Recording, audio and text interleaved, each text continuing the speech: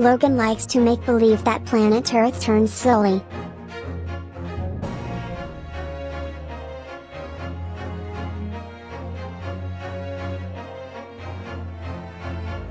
Welcome to LoganRobo's channel, broadcasting live on twitch.tv/LoganRobo and on youtube.com/@LoganRobo.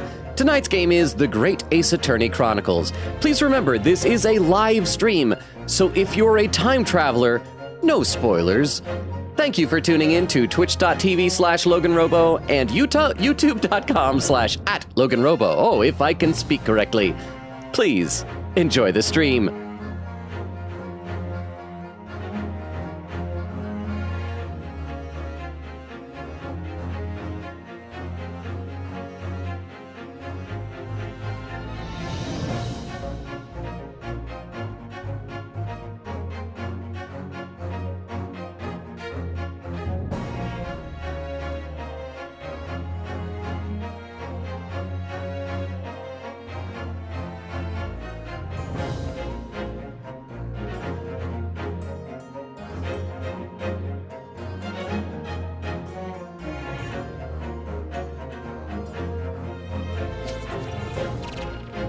And we are live! How is everybody doing? Welcome, Rukov. Thank you so much for the 10 bits during the pre-show there. I know those are lyrics from something. It's the I'd like to believe the planet Earth turns slowly, or however. I don't know. I can't remember who does that song, but I know I have heard that song. So thank you for the music reference. How you doing, Rukov? I see that Oak was here first over on Twitch with a hey longa.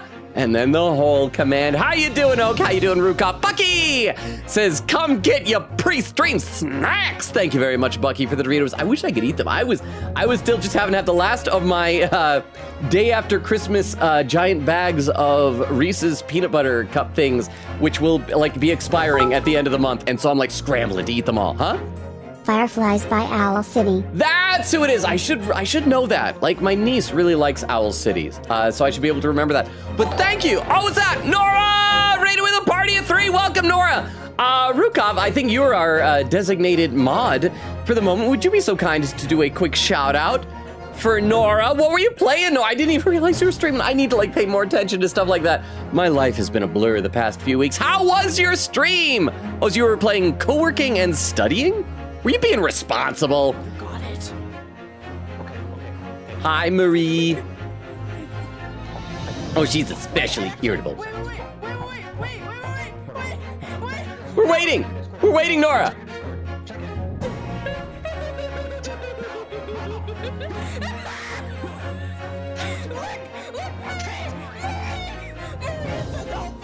I just hear screaming and microphone peaking. That Marie, she thinks she's main character and everything. Oh, we got 2 shout-outs? Oh, that's a me shout-out. This was back when I was very first doing, I think this is when we first met Edgeworth. And I was trying to figure out how to do his voice or whatever. Yeah, see, okay, you probably can't hear it, but that's when I was testing out. I wanted to give him a Southern gentleman type of voice, and chat's like, no, you can't do that. So chat overruled me. But how was your stream, Nora? How is everybody doing? Let me take a look over to YouTube. Dermo is there saying hi. Fruzy says, it turns now. I know, it was in the recent update for the planet Earth. We always said that it rotated, but now it actually does. Says, I wonder what it'll do next. And Dermo says, Fruzy, maybe it'll move. Possibly around another celestial body. Maybe. It depends. Do you want a geocentric universe model or a heliocentric universe model? Well, I guess not universe. It's heliocentric solar system. But thank you very much. Back over on Twitch, Queen Katie says howdy. Today I learned Firefox now has tab groups. I have put the spreadsheets for GAA in a tab group. I should put my tabs in groups. I would be embarrassed to think how many tabs I have that are just open. And I don't know, maybe someday I'll go back to them. Oak says, it's weird to think we haven't gotten any new additions to the title screen since Tenna and Gallica. Well, I think we did do a poll a while ago. Rukov every now and then will do a poll for something to add, which is basically giving me homework because I know it's non-binding, but so I haven't gotten around to it. But the last poll was to add Clem Clementine's hat from The Walking Dead, and I just haven't gotten around to it. I'm just so busy with so much. Egley and says Utah.com. I know, I stumbled in the pre-show. Quickita says, also, Logan, we do have dances tonight. Whoa! Oh, in the game, dances of deduction and seduction and other things that rhyme with auction. If you auction it, we're gonna dance it. And Oak says, Fireflies, Owl City, the birth of hyperpop. Is that's the genre? I don't know. I have mixed feelings about that song. It's very happy. It's very cheerful. And Oak says, one of the most influential songs of all time. That's for sure.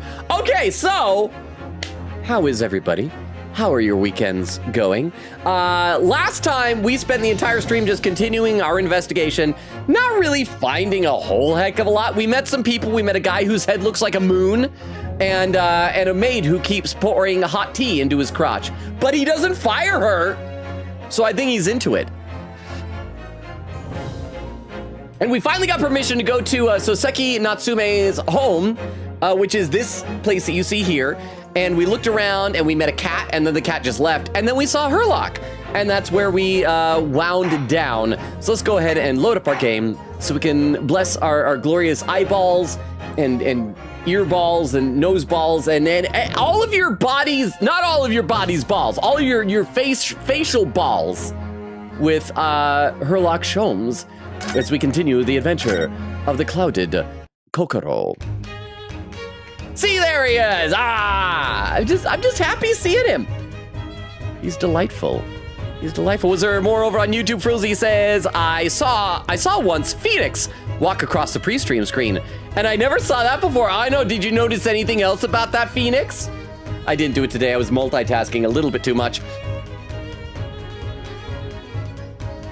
I think I did that the past couple of Great Ace Attorney streams. Most Ace Attorney streams, we also have Fat Edgeworth on a scooter. And then Frilzy says, I think like 2 streams ago. Do you want to see what it was? We'll come right back to Herlock, but I'll show you what it was. I'll show you this thing in the pre-show. If you're lurking, do not be fooled. We are in the game. This is just, I'm showing something. Okay, now I gotta find, where did I put him? There we go. So we got Phoenix Wright. We just come bopping in here. Hi, I'm Phoenix Wright. Nothing unusual about me. This is how I normally appear whenever I am in Capcom's The Ace Attorney Requiem. So yes, that I believe is what you saw, Frulzy. We should play some game. In case there are lurkers, in case there is anybody that wants game played. I don't think we need game played, but we probably should. But again, Nora, how was your stream? What was it that you were co-working and studying? What was it you were working on? I gotta say, okay, I need to know if this is messing up with anybody else. Like, I always keep my chat window open off to the side, but it twitches. I know it's on twitch.com or .tv or whatever, but I think it's because like the banner at the top like changes size now, and so I'm thinking like, oh, there's something. Was that a thing? And it's like, no, it's just anyway, it's just messing with me. Oh wait, crap. What was it that he was saying just a second ago? You two, good day. Now let me see, where was it we met? Oh, Mr. Sholmes, we were together on the SS Burya. Yes, of course, the Burya. And let me see, what happened on that voyage? Chat, I'm starting to wonder, does Herlock Sholmes have a brain problem? Like, should I be worried? Is he going to, like, die of bad brain? It was Kazuma Asogi. He died. Tragically. But you were a great help to us. Ah, yes, but of course, the case of Mr. Asogi. It was the one with the snake, wasn't it? Yes, the very important snake. Oh! Well, you seem to remember something of it, at least. What an honor to be remembered vaguely by the great Herlock Sholmes. This is Mr. ... No, my dear madame, hold your tongue. I pride myself on my superior powers of recollection. Your names are safely recorded in my brain attic. Instead of his mind palace, like on the Stephen Moffat one. His brain attic! Miss Naruhodo. Oh yeah, he's got pieces. And Mr. Susato. Yes. Yes. Yes. I'm gonna guess once that they age a little bit, maybe they can get married and that could be they can take each other's maiden names. Try the other way around, Mr. Sholmes. Oh, you're Miss Naruhodo. I lose the first round. Yay. In truth, I had hoped to invite you both to my Baker Street suite the day we arrived in London. But some Scotland Yarders ambushed me in the railway station and whisked me away to a crime scene. It was an entirely trivial case, of course. I solved the matter in no more than 30 minutes. So they apprehended Soseki-san in that short amount of time? I'm afraid the pursuance of a new case has dulled my recollection of my past involvements a little. A little? It is a mistake to think that one's brain attic has elastic walls and can distend to any extent. I do my best to forget useless facts, lest they should elbow out the useful ones. Okay, you know what? Forget the whole brain problem. I actually like that. I feel like that is something an eccentric genius would do. The type of person who'd be like, I mean, your names. I mean, once I'm done with you, I don't need to remember your names anymore. It's just cluttering up the old brain pan. I like that. I'll read a couple more comments in the chat over on YouTube. Oh crap! Didn't mean to click that. Didn't mean to click you there. Sorry for if that was an unexpected clickage. Back over on YouTube, Frulzy says he had someone, I forget, cling on to you. You forgot Penny Nichols? My beautiful, wonderful, darling Penny. Derma says, dang, Logan Sanded stream fast today. Still not at Matsuri's level, ... yet. I don't know. I assume Sanded means ended. We've done some premature pseudo ends. Frulzy says, it's Godzilla! Derma says ended, and Frulzy says, man, I hate when Lovin sands his streams early, but it makes it very smooth, though. There was Nora's raid with a party of 3. Nora says Nora's raiding it. Nora, I'm reading your stuff. I'm reading it now. I was getting to it. I'm getting to it, Tomcat. Nora says, I can stay for 10 minutes, that's it? You're probably already gone. What happened? Okay, Nora's leaving. Bye, Nora, you're probably already gone. Oh, it says, Enreco Chapter 3 is beginning tonight. So I was reading Enreco lore. Okay, that's understandable. I saw the trailer for it. I didn't know that it was tonight. So enjoy, Nora! And then Rookop with a shout out. Oak says, that clip is a lot less funny without the context. What was the context? And Nora says, tragically. And Oak said, Marie said, quote, by the time I opened my eyes, I'd better see a dolphin. And we scrambled to get her a picture of a dolphin. As you do. I hope you would do that for me. If I ever close my eyes, I hope you'll give me a picture of a dolphin. Bucky says that Logan guy seems kind of chill, and then a little nodding quiche emote. Probably. I wouldn't know. I don't trust him. But okay, let's get back in the game. Yes, those are my own words of inimitable wisdom, you know, from an adventure entitled A Study in Scarlet. Oh yeah, hang on. That is the actual name of the first Sherlock Holmes book. We can reference that name, but we can't call him Sherlock? Please, there's no need to quote yourself. I don't always remember my pearls of wisdom, but fortunately, my associate pens them beautifully. He means Iris, I suppose. Mr. Sholmes, we have some extremely important questions to ask you about the trivial case you just mentioned. Goodness, what an earnest expression! My dear madame, I should be only too pleased, and this murky room is an apt place to discuss the murky case. Oh, that's it. Okay, I want to present stuff. I want to show him stuff. I want to show you my armband. Probably again. Mr. Naruhodo, please. Despite aspersions to the contrary, I am a professional. If I am to unleash my deductive powers on that trinket, I must ask for a sum of £3 in cash. Or 1 Twix from a pack of 2.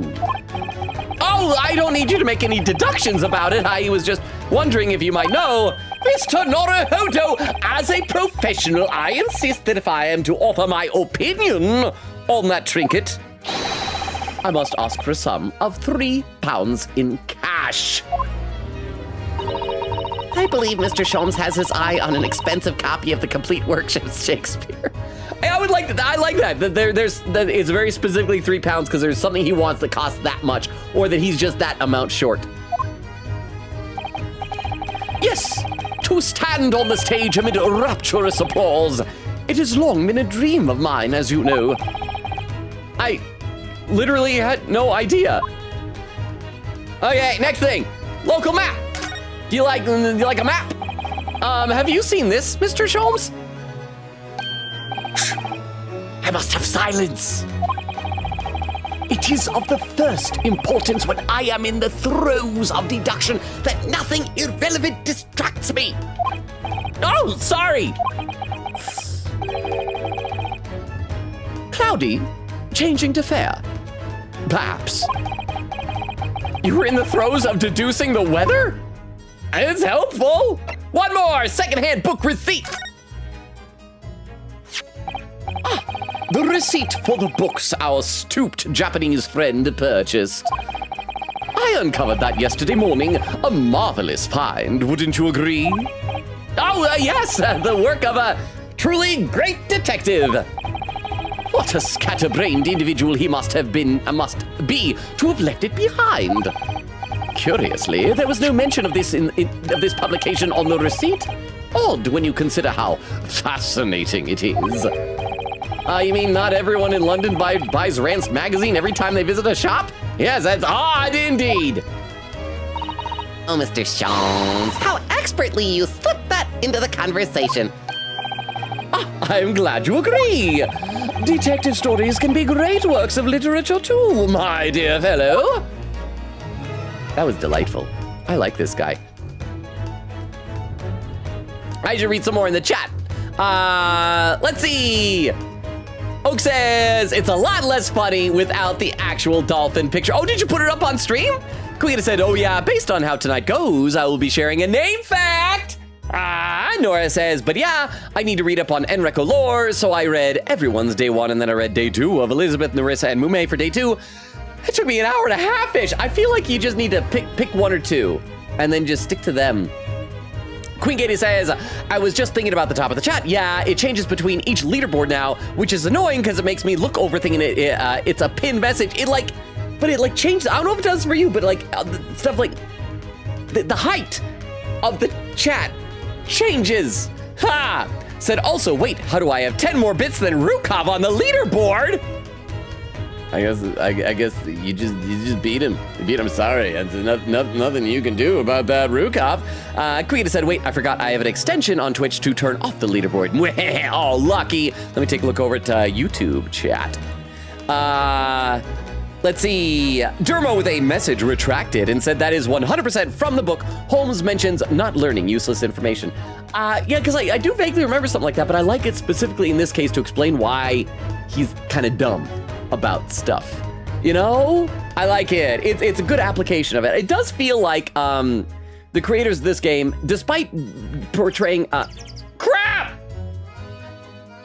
It's the birds! They seem quieter than you. This will actually probably be good to help me ride the Fixed it. Thank you for the 10 bits. I appreciate that. This will actually probably help me ride some of the volume levels here. Where is that coming? Can you guys hear that okay? Did it stop? Well, no, okay, it is still there. Why is it so quiet? It should be... Oh, there it is. Okay, hang on. I'm gonna try and do something here. Oh, crap. Okay, is that too loud? I don't... okay, that might be too loud. That might be too loud. Thank you, Rukov, for the bits and the birds. It's, even in the past, the Ace Attorney... The Ace Attorney birds still vex me. Are they oh, crap. I thought maybe they were done. Maybe I took longer to find that thing and fix it. Okay. Okay. Now they're done. No! Okay, I'm gonna read some chat. I'm gonna ignore the birds. I'm gonna ignore them. Tweet says, just in case there's no mods in Twitch, if you ever need a potato, I could deliver it here on YouTube. Thank you, Queen Katie. I'm frustrated with the birds, not with you, Queen Katie. That's very nice of you. Thank you. Also, whoops, I forgot I turned some stuff off on YouTube, the extensions, so I'm stuck on Top Chat on here. Oh, makes me think of Top Cat. Told you before, I'm weirded out by the fact that Top Cat is like a Hanna-Barbera cartoon character, and they did like a children's movie for him. I don't think it was American. I want to say it was like in South America or something. But he drops an F-bomb in it, and they kind of bleep it out, but it's one of those bleeps out where you hear every sound in it because it only bleeps out like part of the word. So that's what I think about with am I done? The birds are gone. So thank you, Rukov. You're now the top bits man. So thank you. I should get back into the game. Now that we're done with that, I should forget. I need to remember. I need to do a better job of remembering that Rukov has powers to use bits for evil. Okay, so we should probably converse with Herlock. So we got 3 topics: Mr. Natsume's arrest, Mr. Garideb, the landlord, and the dingy room. Let's talk about Mr. Natsume. Because I guess that's their job, sort of, even though we haven't taken the case officially. We know this to be the lodgings of a Japanese foreign student by the name of Soseki Natsume. It seems that you assisted in his arrest, Mr. Sholmes, for the stabbing of a young woman outside here on Briar Road. Oh, which, by the way, we do know that she's alive, right? I think they said that she's in the hospital. She'll probably, you know what's probably gonna happen? We're probably gonna suck. We're gonna be awful at defending him. Then she's gonna show up at the end. It's like, it wasn't him, it was somebody else. Natsume. Yes, I believe it was a name rather along those lines. But Mr. Natsume denies it. Was it really justifiable to arrest him on so little? I'm sorry, Miss Susato, but I have not the slightest idea what you mean.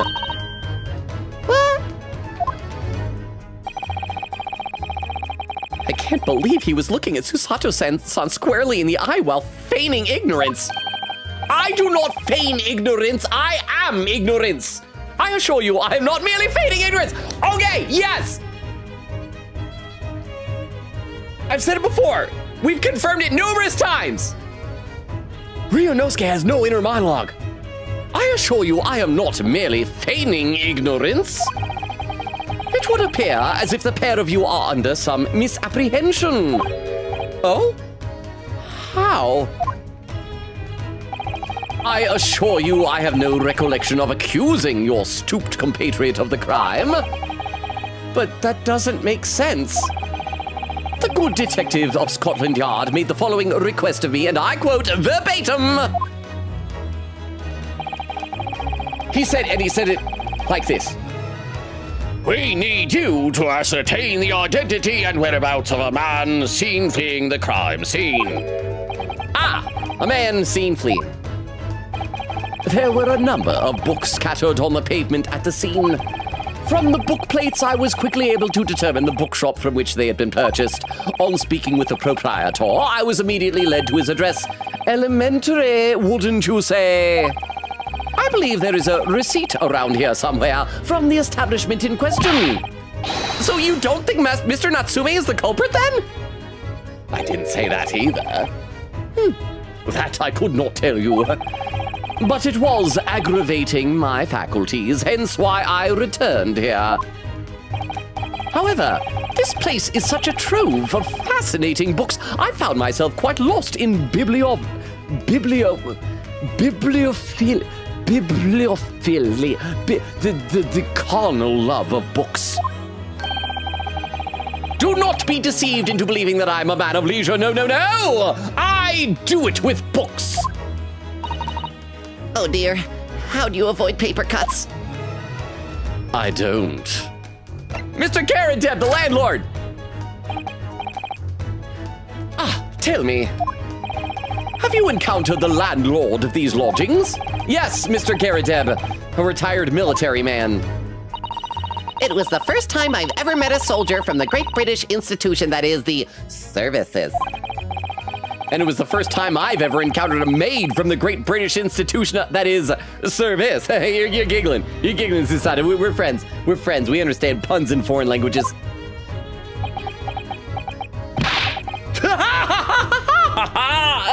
Oh, service. I just got that. She's a servant. Yes. I didn't think it was that funny. I need to read some more in the chat. On Twitch, Queen Katie says, wait, I forgot. I read that. Said the first encounter with Sholmes sees him quoting a study in Scarlet. Quote, "It is a mistake to think that that little room has elastic walls and can distend to any extent. Depend upon it, there comes a time when for every addition of knowledge you forgot something you knew before. It is of the highest importance, therefore, not to have useless facts elbowing on the useful ones." If I recall, and here's a problem, like I read these Sherlock Holmes stories when I was getting into like the Stephen Moffat Sherlock Holmes show. And so I have a hard time remembering what comes from which. But I do remember in one of them, so I don't know if it was from the Study in Scarlet, the book, or from Sherlock, the TV series, that specifically it was a reference to an argument with Watson about Holmes not knowing like how that the planets orbit around the sun or something like that. It's like, how can you not know that? And it's like, well, it's not important. Which, I mean, as someone who works at a planetarium, I'm gonna be honest, doesn't affect most people in your day-to-day lives, so that's kind of legit. Quiggita says, little does Logan know that's a parody of the above quote. I love it, though. I love it. It's great. Nora said, Lurk, gotta go. And Recco time. Enjoy it, Recco! Quiggita says, okay. Herlock straight up says which book it's from. And then Nora says, I don't know how long it'll be because sometimes they're the same length-ish as your streams. So if it finishes before your streams, I will be back. Well, I look forward to hopefully that. Magpie says, Caw, Magpie flying in. Discord has just decided to sometimes not send me notifications, so I didn't get to see until now that it was Logan time. Maybe that's why we didn't have anybody last stream. That would make me sad. But it's good to have you here now, Magpie. Over on YouTube, Queen Katie says, whoops, I forgot I already read that. It says, never mind, I'm on live chat now. Toshi says, hi, Logan, how you doing? I'm doing okay. I'm feeling increasingly better from my cold. Still got a bit of a sniffly nose and an occasional cough due to sniffly nose in the back of my throat and all that. But other than that, I'm doing pretty good. How you doing, Toshi? Okay. Chat, we should play some game. Why is it you guys refuse to play the game? I keep trying to stay on task, and y'all just insist on stopping me. I do apologize. As you may well be aware, many households in London employ a maid. Yes, I read as much in my Great Britain primer. And so, conversely, whether or not a household employs a maid has come to betoken the social standing of those dwelling therein. Betoken their social standing? Sorry, what? She's his token maid? What? Put simply, my dear fellow, those who employ at least a single maid are considered middle class. Those who do not are beneath that. In the upper echelons of society, of course, households employ enough staff to constitute a large family. Goodness, how extraordinary. As you can appreciate, for those of the precarious boundary between the middle and lower classes, being able to afford just one maid is of the first importance. I had no idea. And it is for precisely that reason that I find great stimulation in the situation upstairs. Specifically, in the retired army veteran, Mr. John Garrideb. Oh? affable as he is, the fellow is hiding something. Whether or not it imposes on the circumstances of this case, I am as yet unable to ascertain. Is it Garadeb? Did we ever end up receiving a name fact trivia from Queen Katie on Garadeb? Because I think I said before, I can't figure out what the deal with, oh wow, we've met so many people. His last name is supposed to be. It feels like there's a pun there. It seems very oddly similar to garderobe, which was like the wardrobe that we were hidden in on the steamboat. Is it backwards something? Like Bedarag? Garadeb. There's something there. That's not a normal name. I'm thoroughly lost on what he means to say. And the dingy room. This room is thoroughly suffocating for the soul, my dear fellow. I assure you, any man whose lot is to dwell in a place such as this will stab someone sooner or later. Mr. Natsume has stabbed no one yet. I believe you. He will stab. He will do a stabbing. We'd probably be better off letting him take the fall for this to prevent future stabbings. But this time he didn't. But sooner or later, as I said. I don't believe that is the issue here. About this dark little room, Mr. Sholmes. Why is there no longer a window? Do you have any idea? Maybe he just doesn't like the sun. Maybe instead of a son, he always wanted a daughter. I'm gonna read some more in the chat. Magpie says, hee, the Rukov special. Quicketa said, okay, but Rukov, I'm at 50 bits. What about you? Eglin says, it is still quieter than the birds used to be. Even when I cranked it up, okay, that's good to know. Maybe I'll need to pull it. The problem is I think doing that also increased the sound of some of our other alerts. In fact, here, I'll boost it just a little bit more. I'm gonna boost it a tiny bit more and just see what happens. And I'm probably gonna come to regret this later. It's just another 5 decibels. There we are. Oh, wait, is that when you came in? Eglin, how are you doing? No, or did I already say hi to you? My brain is fluff right now. How are you? Quicketa says, I don't know, Logan, that sounds like perfectly normal bird volume. Tonight's snack of mine, sweet tarts. There's no way that Logan will make me choke on this if he ever makes a wild guess. Quickly knocks on wood. Did I ever tell you about, like, do you know what sweet tarts are called in wait, no, crap, I'm thinking of Smarties. I get sweet tarts mixed up with Smarties. Never mind, that's a different thing. They're both like tarty little candy. Oh, and I'm almost caught up. There's like only 3 comments there. We got another sleepy night. Oh, and over on YouTube, let's see.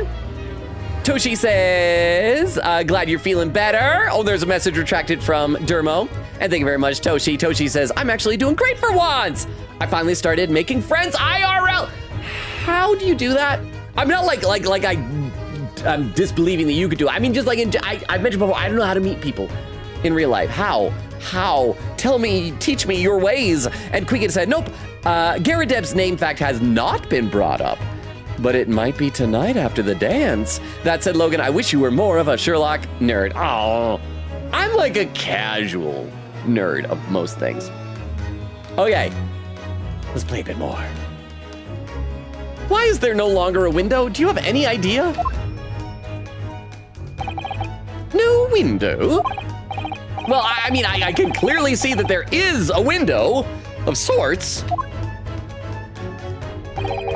but it's been completely blocked with bricks. Ah, I see. The answer to that question is quite simple. Someone put bricks there. Window tax. People come around in England. They say, oi, you got a license for that window. Window tax? What is that? Surely not a tax on windows. Yes, it is, but don't call me Shirley. Precisely that. Oh my goodness! He doesn't want me to call him Shirley. He wants me to call him Hurley, because it's Herlock, not Sherlock. Until relatively recently, a tax was levied on households in this country by the number of their windows. Is this real? Is this a historical fact? I need to look this up. Hang on. England. Window. Tax. The window tax was a property tax levied on houses based on the number of windows they contained? Introduced in England in 1696 by King William III to generate revenue without the controversy of income tax, the tax was banded with higher rates applying to homes with more windows. What? This is a real thing.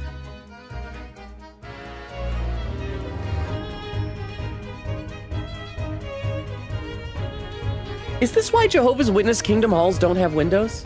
I've always wondered that. Like, I have some good friends who are Jehovah's Witnesses, and I always felt like, I don't know if that's like taboo to ask. Maybe they started doing that in England and they're, what did this tax end? Did it eventually stop? Do they still have this tax? Okay. I mean, if nothing else, maybe if you're really poor, not having windows will prevent you from resorting to defenestration. So it's for your benefit, really. It's just big brother watching out for a little brother and little sister. Those of lesser means, having inherited a sizable and costly family home perhaps, rapidly closed windows up. While the rich opened windows here, there, and everywhere. In an effort to curry favor with those in power by furnishing them with large sums of tax money. Can you just like offer tax voluntarily? How awful! I hate taxation on windows and unjust, forcing people to live in rooms devoid of light. I know, it's the worst. It's like if you had computer programs and you remove the light, put them on some kind of dark mode, that would be the worst.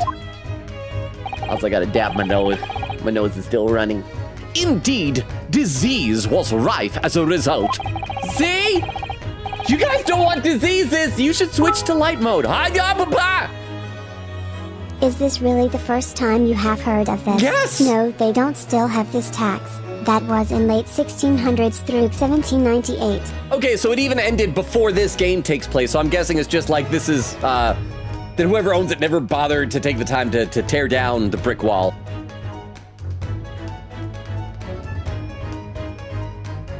I am neither an expert in the history of British taxes nor British windows, but I am an expert in British widows, because they're single now and available. But thank you for the 10 bits, Rukov. I don't know where I was going with that. I felt like I had a better destination in mind for that bit. So some 40 years ago, or thereabouts, the window tax was abolished. Okay, look at the... Okay, hang on. Rukov says 1798. So do 40 some odd. So like 1840. Which, by the way, that can't be because... Sorry, it ended in 1851. Forgot that one. I would fail that class now. No! Okay, that makes more sense. So thank you, Rukov, because I was going to say, a study in Scarlet takes place after the 1840s. So this couldn't be that. Okay, yeah, this is more like close to the turn of the 20th century, late 1900s, late 1800s, early 20th century. Okay. That makes more sense. Thank you, Rukov, for the correction. But its legacy remains, as you can see, in squalid lodgings such as these, for example. I suppose Mr. Natsume's stipend for living here in London isn't very generous, perhaps. It would appear so. I've done a little digging and discovered that these lodgings were offered at an extraordinarily low price. I don't remember everything perfectly. Sorry. Honestly, though, like, you remember that a heck of a lot better than I did. So good on ya. And so, yeah. Just remembering window taxes imperfectly is better than me not knowing of them at all. So thank you for the 10 bits. Again, Rukov, thank you. And discovered that these lodgings were offered at an extraordinarily low price. Because the room is so awful, I should think. Apparently, Mr. Natsume's only moved in here about 1 week ago. Yes, that's correct. However, I don't believe the low rent is explained by the shabby nature of the accommodation. I think there's another dead body in here somewhere. Under the books. Oh? Still, that is of little relevance here. A matter not worthy of further attention. It almost feels like, because you know in these games they always have really contrived methods of murder and cover-ups and framings from murder. It almost feels like maybe Garadeb was the one who he just really wanted to stab that round lady that we saw. And he's like, but I want to take the fall, so I'm gonna rent this room really cheap. And the next time I see that guy outside and she's out there, I'm gonna long distance stab her by firing a knife with my cannon. That's my current theory. I mean, we have very little evidence, so I'm running with that right now. Still, that is of little relevance here. A matter not worthy of further attention. Are you sure? I'm curious now.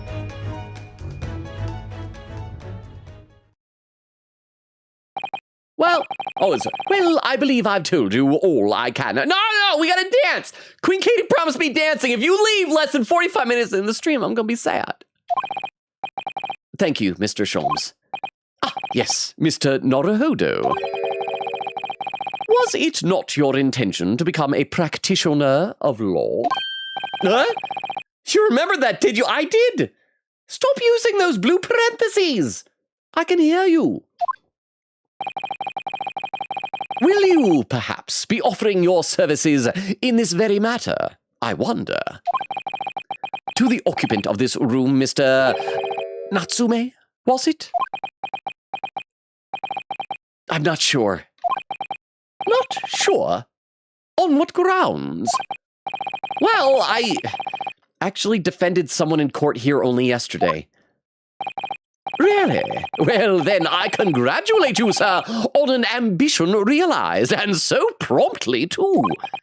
The thing is, it's really made me question things. Am I right to believe in my clients? To trust in their innocence? Huh. Yes. Trust. Mr. Sholmes? Mr. Natsume didn't do it, did he?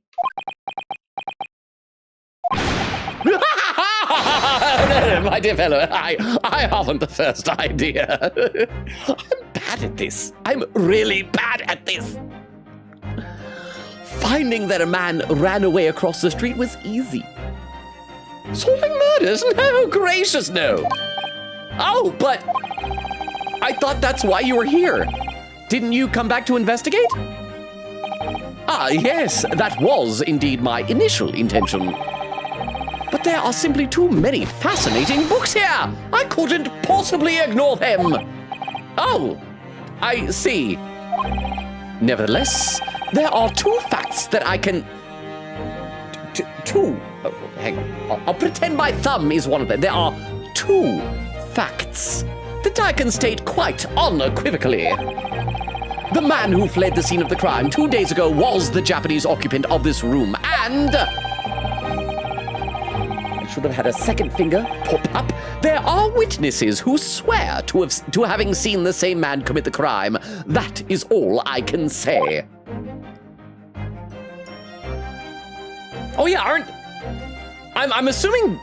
Did we get a confirmation, or am I just assuming that Garadeb and the maid, Joan, are the two witnesses? We didn't ever talk to them about that. We only got permission to investigate this room, right? We should go ask them about it. Ah, and one more thing. That makes 3. Oh, what is it, Mr. Sholmes? Tell us! I cannot say with any certainty whether or not it is of relevance to this case, but I am quite sure that the retired army man who owns this property is hiding something. Mr. Garadeb is? Mr. Sholmes said as much before, actually, didn't he? Yes, I did. Anyway, at present, that is really all that plays on my mind in relation to this case. Mr. Naruhodo. As yet, our investigations have uncovered nothing that can help establish Mr. Natsume's innocence. We are bad at this. He just one more thing you. Uncle would be proud. Oh, from Jackie Chan Adventures. One more. I can't do an impression of him. That's got to be the reference. Please tell me I caught the reference correctly. That was right. What Uncle would always do. One more thing. Thank you very much for the 10 bits, Rukov. And that is my cue to read some more in the chat, I believe. See, Eglin says, I, for some reason, had a huge craving for pickles. Specifically, my aunt's homemade ones. Aw, but I haven't had those in a few years. So, store pickles will have to do. I'm sorry, I'm actually not a fan of regular, like, dill pickles. But you know what? I situationally like sweet pickles. Here's a good sandwich for you. Get a can of tuna, okay? Drain out all the extra juices. Mix in some Miracle Whip and some nice crisp chunks of sweet pickle. Oh, it's so good, so good. Stay lonely, my friend. And he said one more thing, emphasizing the more, and yes, that is the reference. So he said one more thing. I got a good impression of him now. Thank you, Rukov, for the 10 bits. So I assume that the stay lonely means you have to get going. Sleep well. Have a good night. Thank you for being here, Rukov. Thank you for all the bits. Hey, and the birds. I appreciate it. Have a good night, Rukov. Sleep well. See you later. Eglin says, thankfully I had 2 spicy pickle spears left. They make spicy pickles? Said you already said hi, but I'm appreciative of a secondary hi. Well, you can get secondary, but not tertiary. Is that the word for 3? I think. Queen said, honestly, sweet tarts better than Smarties. Here's the thing. Sweet tarts, I think, have much more flavor than Smarties. But I like the Smarties. You don't have to, like, they're not the type of candy you gotta suck on. You just, like, pop them. They're just, like, I don't need patience to eat that. Oh, wow! The birds were because someone taunted me. Thank Queen Kitty Bat. Well, thank you, Paul. Thank you, and thank you, Queen Katie, and thank you, Rukov, for 100 bits on the way out. Thank you, Rukov. I really appreciate that. Thank you. If you can't sleep well, feel free to come back. And you don't even have to, like, spend bits if you do come back. But have a good rest of your night, Rukov. Thank you for the 100 bits. Okay, back into the game. Oh, wait, no, I gotta look at YouTube first. Let's see. Oh, I gotta scroll up. How far do I have to scroll up? There's so much talking on YouTube. Dermo says yes, Frulzy says yes, and Dermo says they tried taxing a bunch of stupid things. Frulzy says, sounds pretty smart actually, tax the rich without taxing the rich. They wouldn't even realize it. Problem is, I mean, I guess, like, in theory that works, but then you end up having unintended consequences like this where poor people end up living in even more squalor because they have to board up their windows. I feel like there's so many things where it's like, if you just didn't get involved, things would be better. I remember hearing a story, and I may have talked about this on stream before. I might get some details wrong, but my understanding was that during the colonial period of the British Empire, when they had I don't know if it was the entire nation of India or just part of it as a colony, I understand they had an issue over there with snake infestations. I hope I'm getting these details right. And so they decided, well, you know what we should do to help cut down on the snake population? We should offer a bounty on snakes. You bring in a dead snake and we give you money that will incentivize people to go out if they see a snake to kill it, because then they can get some money. The problem is, that's not the incentive. That does not incentivize people to kill snakes you stumble upon.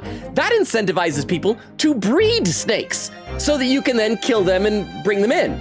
And so people started breeding snakes, and the snake population, like, boomed. And so then after that, they're like, okay, well, this is bad, so let's stop offering the bounty, and then they'll stop breeding snakes, because that would be the incentive, right? You stop offering the bounty, then they just stop breeding the snakes, it'll be done. That's not the incentive. No, you stop offering the bounty, then the incentive is, well, I have all these snakes I bred, I don't need them, I'll release them into the wild. And so they just set them out there, and then they start breeding even more. I'm gonna wipe my nose, it's running. Which snakes can't do because they don't have feet. So yes, just always remember that. Just you're better off not doing anything. Let's see, Toshi says, didn't expect this question from the master of making friends. I am not. I've in fact, I've frequently mentioned that one of the main reasons why I believe, one of many reasons why I believe I'm single, is that I don't know how to meet people anymore. I honestly don't. Frulzy says, oh, I guess it didn't work. The tax, and Derma says, Frulzy, I feel like rich people would catch on pretty quickly. What I'm surprised is that, I wonder if what Herlock said is true, that they specifically added more windows to increase their tax burden. And Derma says, pretty easy tax to evade. Kuya says, Logan, did Ryunosuke's voice in a Sherlock accident? I know, I stumbled a little bit. Derma says, Logan, in Europe, people count from the thumb. Okay, yes, I know that. We talked about before that I've even gained a habit of that ever since I learned that in French class, but it's whenever I count with like palm up, I go 1, 2, 3, 4. I start with the thumb. But every European person I've seen, and granted I've only seen a handful, they start counting like 1, 2, 3, like that, with the thumb out. Herlock was doing this thing. It's not like 1. This is not 1. Find me a European who goes, okay, 0, 1, 0, 1. I don't believe that is the case. I should get back in the game instead of insulting Europeans, though. But thank you very much for the reminder. Okay. As yet, our investigations have uncovered nothing that could help establish Mr. Natsume's innocence. No, you're right. Perhaps it's time we probed a little deeper into Mr. Garadeb's secret. Just remember, I cannot be sure whether the landlord's secret will prove to be of relevance or not. But I wish you every success, of course, Mr. Naruhodo. I like having him as a friend. Oh, come back! A busy man indeed. He's gone back to his book in the corner of the room. Okay, so he's still here, so we can still look at him. I can examine him. I'm gonna examine him. There he is. I'm gonna examine you. You're my friend. I want to examine you. Excuse me, Mr. Sholmes! Yes, so true. To be or not to be. Whether 'tis nobler in the mind to suffer the slings and arrows of outrageous fortune. That is indeed the question, Mr. Naruhodo. Wasn't that Hamlet, like, contemplating ending it? I'm not that bad at my job yet. To be or not to be, brushed off, that is the question, and the answer is all too clear. Is that actually what the to be or not to be is about? I honestly don't know. That Hamlet, he was a wacky dude. Let's leave Mr. Sholmes in peace, shall we? Okay, let's get out of here. Let's move back upstairs to Mr. Gerard. Oh, what do we say about this? I rather enjoy the smell of books, but it's overwhelming here. We haven't been to this place in a while, have we?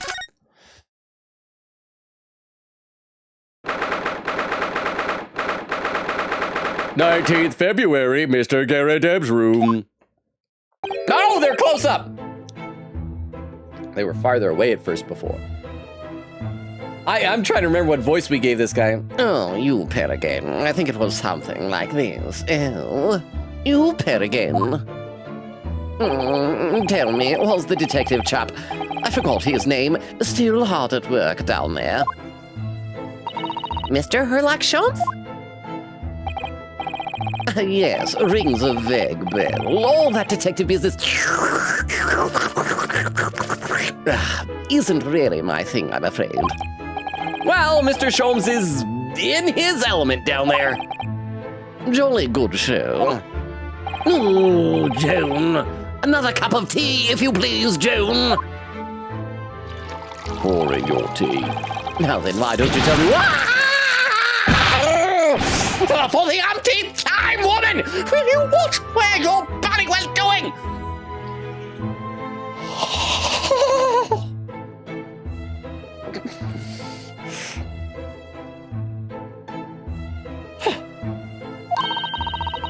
I shall be serving dinner shortly, sir. Yes, of course. Frightfully rude of me, but I'm afraid I shall have to ask you to take your leave if you'd be so kind.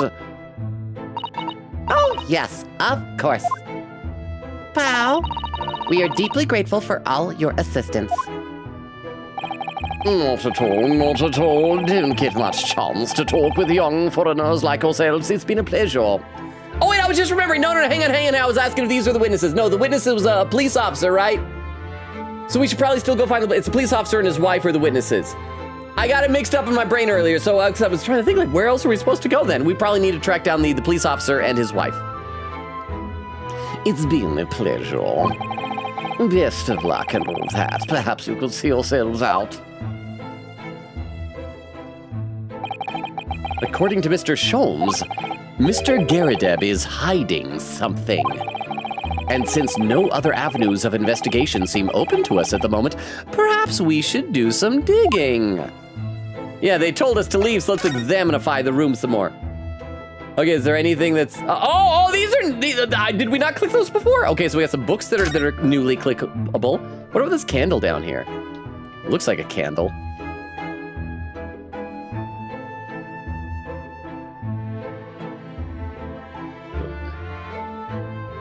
What are you doing, bro? What are you doing? Chat, this is why I said you need to brick up your windows. Self-defenestration is still defenestration. Well, let's look at the books. I noticed you have a pile of books here, Mr. Garadeb. Do you enjoy reading? Ever experienced a London winter, boy? The nights are long. No better way to pass the time than in front of the fire with a jolly good book. Oh, there's a copy of Ranced magazine here, I see. Oh, wait, crap. Did we already do this? And we found out that he's like yeah, because he lies about everything. He pretends not to like things. He pretends not to be proud of his medal. He pretends not to be a fan of Herlock. No doubt Mr. Garadeb enjoys the adventures of Herlock Sholmes, too. The great detective has a great many followers, it would seem. Yeah, I thought did we already have that dialogue?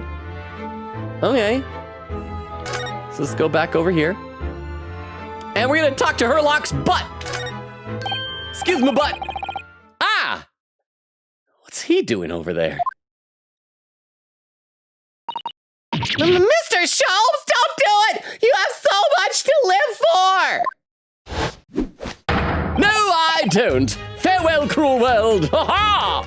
We meet again, my dear fellows. Good gracious, when did you sneak in here? Herlock Sholmes, sir. At your service. So at least we didn't have to wait too long to see him. Whatever were you doing over by the window? My guess is he was trying to see how good the view of the crime scene would have been up here when it occurred. I am given to watching the evening sky as the sun sets, madam. Yet sadly cheerful as the room downstairs undoubtedly is, it lacks an aperture for such observation. So I took the liberty of borrowing a small corner of space by the window up here. Well, keeping an eye to one's windows at dusk is the prudent thing to do in London, I'm gathering. And one other thing, Mr. Norohodo, that makes 4. Suppose I do it. 4. Oh, me? I thought perhaps you might be in need of a certain great detective's great mind and great dancing skills. Also, hang on, we're an hour into stream and I haven't saved yet tonight. I need to remember to do that. I haven't had any toilet ducks to remind me, so thank you very much, everybody. All right, and I should probably pause, because we're obviously going to do a dance of deduction here, yeah? It's going to be delightful. Let me read some more in the chat.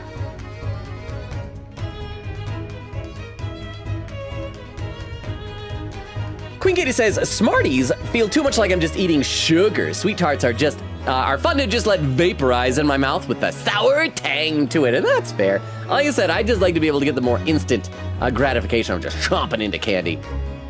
Magpie says, yes, it's true.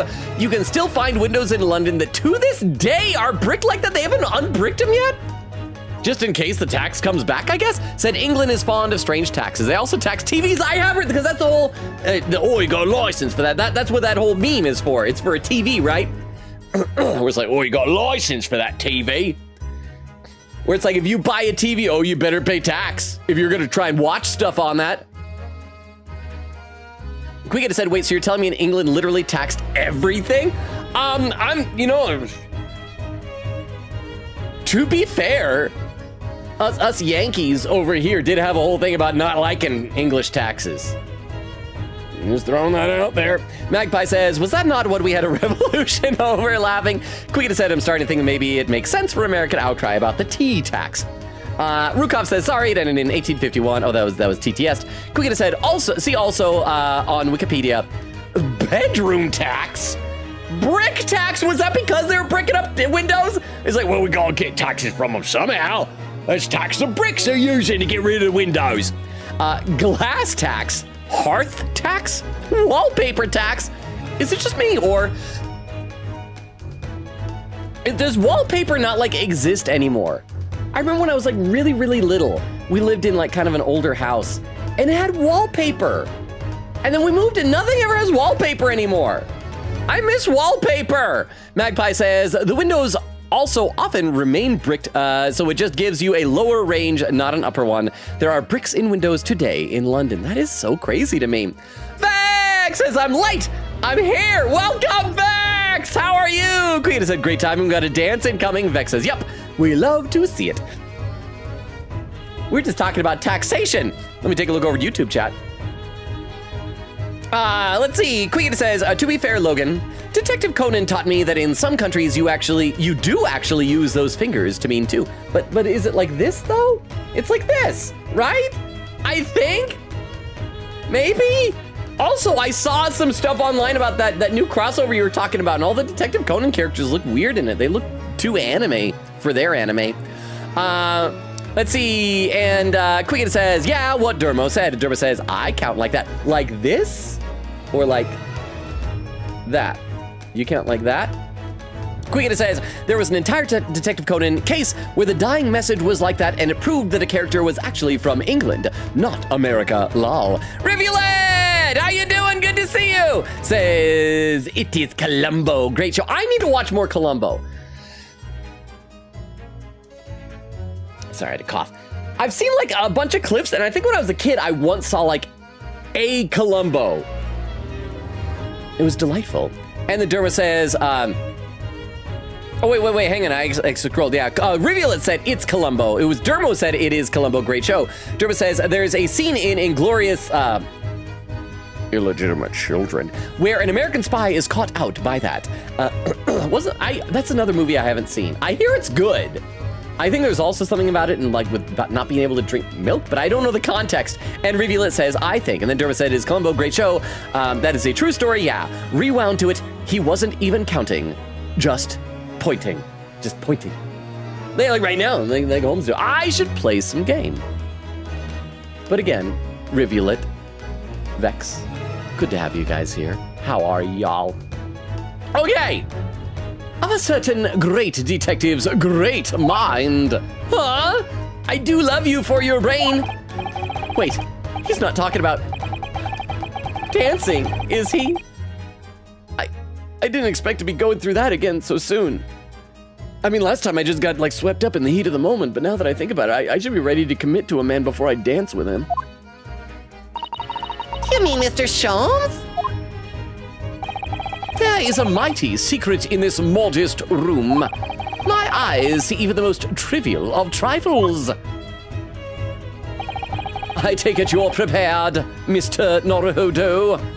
I'd also like to think that when he's on regular cases with Iris, that they do this dance as well, but she's so tiny that like he'll just spin her around like a top and toss her up and around. He's more of like a bouncy ball that he just throws around the room. I think it's delightful. I think so! There is just time enough for one of my greatly admired great deductions. Let us greatly conclude the great matter before great dark.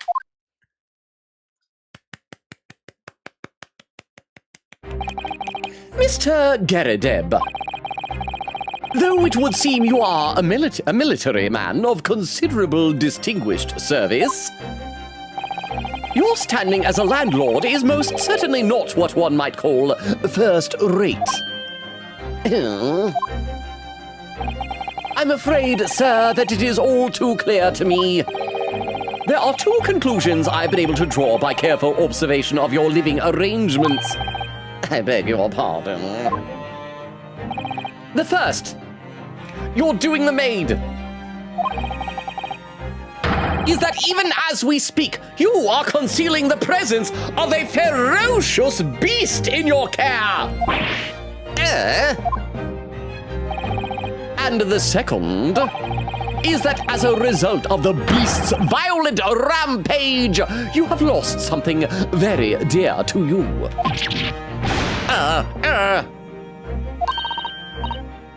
Mr. Naruto, look! Okay, so it's gonna have something to do with like the smashed up stuff over to the side of the room. The old man's broken out in a cold sweat. Unbelievably, it seems Mr. Schultz's conclusions are both spot on. How could you possibly? How could I possibly know, you mean to inquire? The answer couldn't be simpler, sir. For in the dense jungle of logic and reasoning, I am the king of beasts. You should see my persona. Very uncomfortably sexual.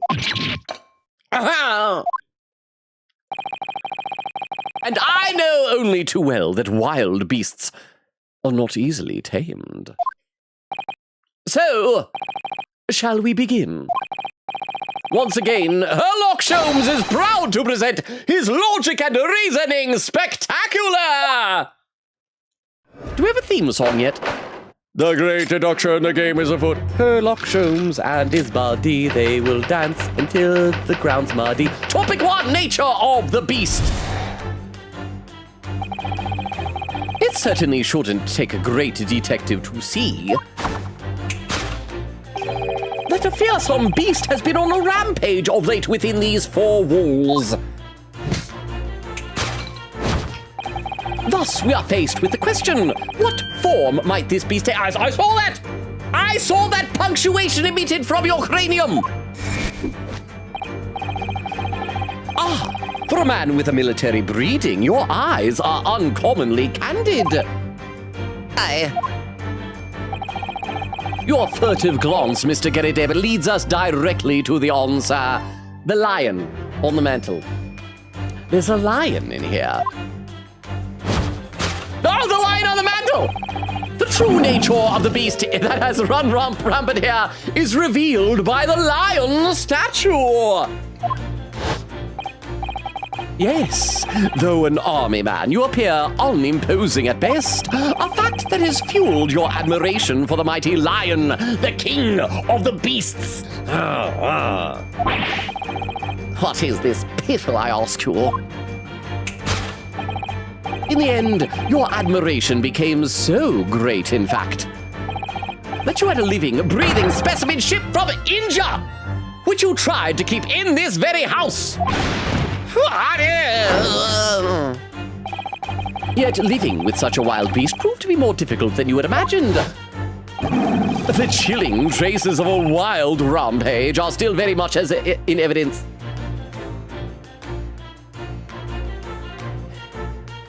Is it just the cat we saw downstairs? That seemed like a nice cat. Is it a destructive cat? Well... Yet as we look around, the beast in question fails to present itself. Where could this angry creature have disappeared to? Madam? Me? I pray you do not consider me unchivalrous, but it is plain to me with one glance in your direction. It is. Your dress pocket gives us a handsome clue as to the beast's current whereabouts. Honestly, I'm just impressed you have pockets. Those are extinct in women's clothing in the future. For protruding from it is a handbill advertising a circus show. It's an odd coincidence that it has a lion on it, too. Oh. Yes, you sought to dispose of this terrifying lion, Mr. Gerideb, at Batty's Circus. Batty's? I was hoping it would be the Very Big Circus. Or Very Small but hopefully someday big. A traveling show currently sojourning in a nearby park. I have observed the tents. You sold the savage lion, sir, to the circus troupe. I most certainly did not. I believe I have made my point. Oh, I believe I have made my point. The fearsome beast which ran amok in this room was an Indian lion. And a simple visit to the circus now will reveal the lion prancing jubilantly through a ring of fire. And if it turns out that I'm wrong, can we please still go to the circus? I love the circus. Oh, that's only topic 1. A rampaging Asiatic lion. Topic 2. Aftermath. After math, we have history and then English. And then lunch period. I'm gonna read some more in the chat. I forgot how long these dances are. I'm delighted by them, but they take time.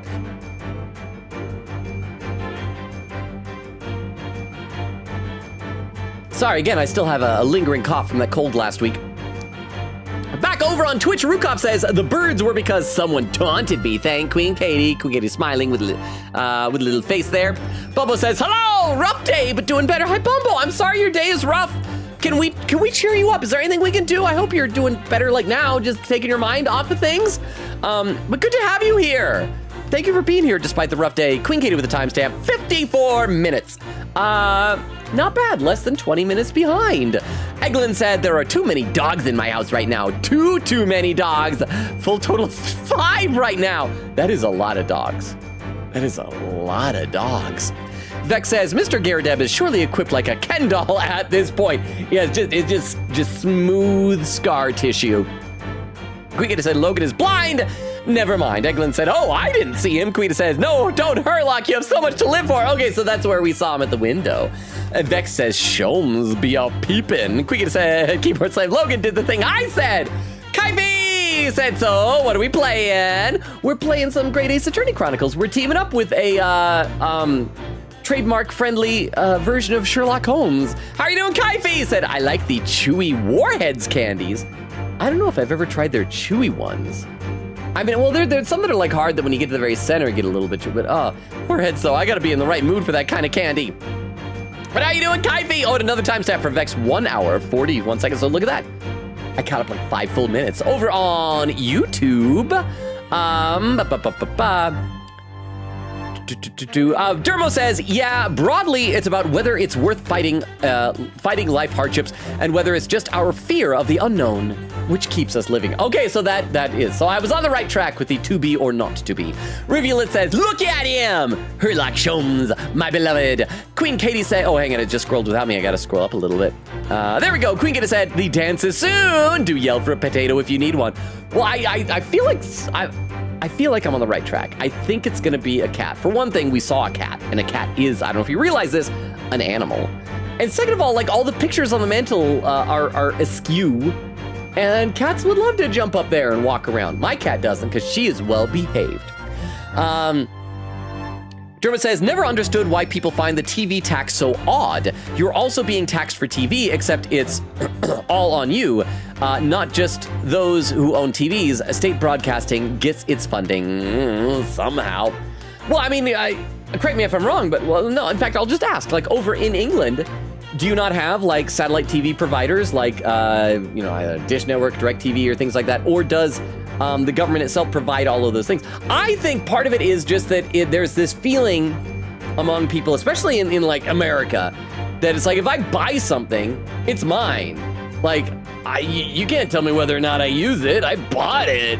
And so that's why I think it just feels weird to us that it's like, that it's not even like I'm paying for the channels, it's like I'm paying for the right to use this thing that I own. That like if someone bought a TV and never even hooks it up to anything, never watches anything live, but just plugs it into like a Blu-ray player and watches videos, you gotta worry about the police coming and knocking the doors and, oh, you got license for that. It's like, well, no, I'm not taking advantage of that stuff.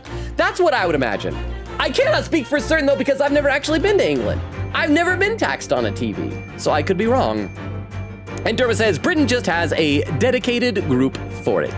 Okay, let me have a sip of water. I just realized we're almost halfway through the stream and I don't think I've had any hydration tonight. Hang on.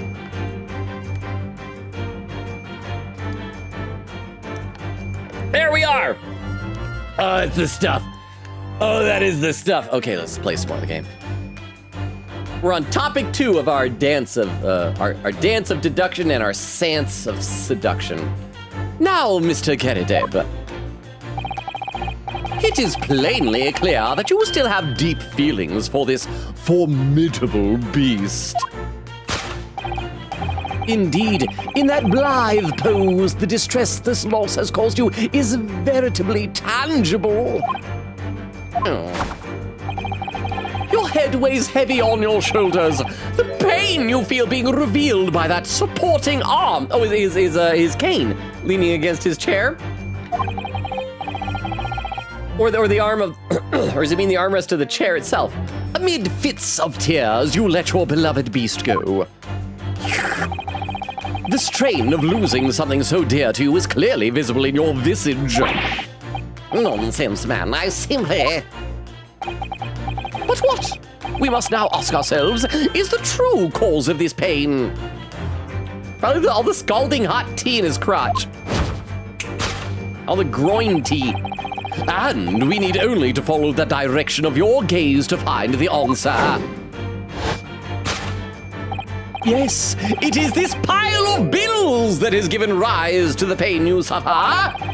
Every envelope contains another demand for payment. 4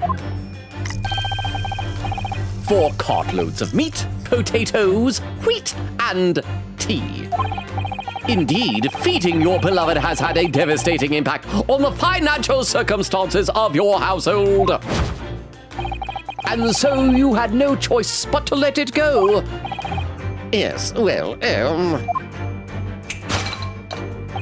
Now, again, nice cheek physics, very jiggly. Now, in a final fit of rage, the ferocious beast carried out one last, unimaginable attack. Unimaginable. The aftermath of which can be clearly seen by observing the carpet. They're still not going to mention anything about the candle or the scorch marks on the ground. It was a lion who did this. Are lions made of fire? A very expensive woolen carpet, if I am not mistaken. Oh, dearie me. Dearie me. What could have caused such a destructive outburst? This time, madame, I'm afraid it's you who has inadvertently revealed the truth to me. She did last time, too. She was the glancer over the bills. Your wandering eye has settled upon the answer very neatly indeed. Yes, to explain the dire state of the carpet, we need only look at the Tower of Cakes. I wish I had a Tower of Cakes. There is no creature more dangerous on this earth than a beast with an unsated appetite. Also, if I'm correct, it's the cat that we saw. Some of those cakes are chocolate. The cat will die. Was it or was it not once said by a certain noblewoman, quote, if they have no bread, let them eat cake. I am certain everything turned out okay for her after that. What? She was, what? Beheaded, you say? Oh. Then how does she eat the cake? Food is at the heart of all tragedy, in fact. Whatever do you mean? Having tired of the taste of cake, the beast began to stalk its next prey. I'm sure I need not spell out the nature of this final act of Agabo! Yes, this final act of Agabo, of destruction carried out by the beast. Atlantic, how you doing? I think that's my cue to read some more in the chat, because this dance is deducing for a very long time. How are you doing, Atlantic? Welcome. I need to keep dabbing my runny nose and reading some more in the chat. Thank you for the Seeker's Redeem.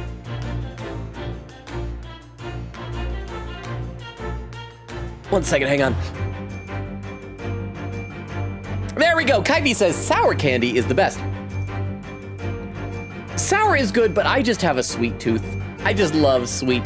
Eglin said, playing more Tomo. One of my Valentine's guys finally loves Mantis. I'm pretty sure it's the only Mantis canonically, it's the one Mantis canonically ended up with, in a way. Nice, that reminds me, I still have so many new Islanders I need to make. I think I'm like at 13. My main priority recently has been getting people to move in with each other to clear real estate for new homes. But congratulations to Mantis on the new admirer. Kyvie said, I was playing more Deadlock. Alas, I have been sick for over a week. Darn it! Hoping it disappears before the 14-day window. Wait, hoping what disappears before the 14-day window? Like, there's a 14-day window for your sickness? What? I hope you're feeling better. It seems like there is something going around. Let me take a look over YouTube chat. Toshi says, I think I'll answer the question on Discord later. Sherlock Stupid Face is disabling my logic.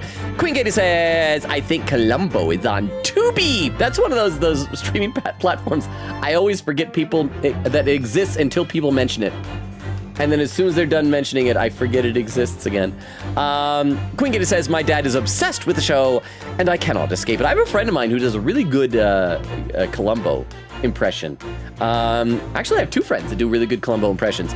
Rivulet says, I can't sleep, so I am here. I'm glad obviously it probably is good for your health if you're able to sleep. I hope I'll be able to sleep tonight. On a 3-day weekend like this, Memorial Day is going to be so busy at work. I know I'm going to have to come in like at least 2 or 3 hours earlier than usual, and it's going to be super busy. Tomorrow, I'm going to be dead by the time I come home. Dermot says, hi, Rivulet. Rivulet says, hi, Dermo. And then Toshi says, the most horrible deduction in this series is coming. I love it. The fact that you have lion statue means you have lion. You have lion statue, you have lion. I have robot action figure, I have robot. Checks out to me. All right, should I play some more? Am I good? Am I slowly getting caught up? I'm sure I need not spell out the nature of this final act of destruction carried out by the beast. There is only one logical conclusion. Murder.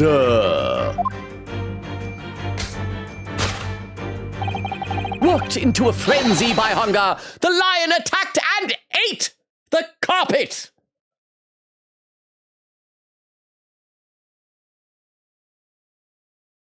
You can stop holding your applause. The teeth marks in the carpet are a perfect match with those of a lion I once saw in India. I have a photographic memory for feline teeth. Conclusion. Carpet gnawed on by the starving lion.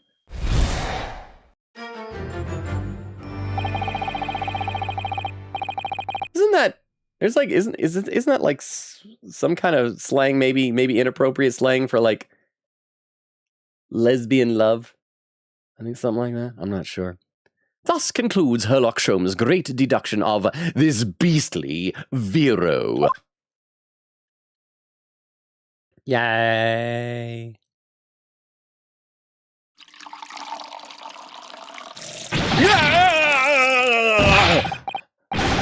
What is the matter with you, Joan? You're pouring scalding hot tea all over me!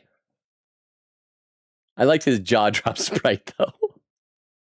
I also love how apparently after we do this dance, they're going to completely forget all the incredibly stupid stuff he said right before. Oh, I'm sorry, Mr. Garadeb. I'm afraid I didn't notice. My deductions can be startlingly sharp. It stands to reason that your cup runneth over.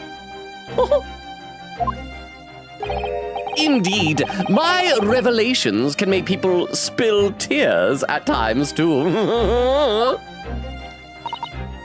Oh, F.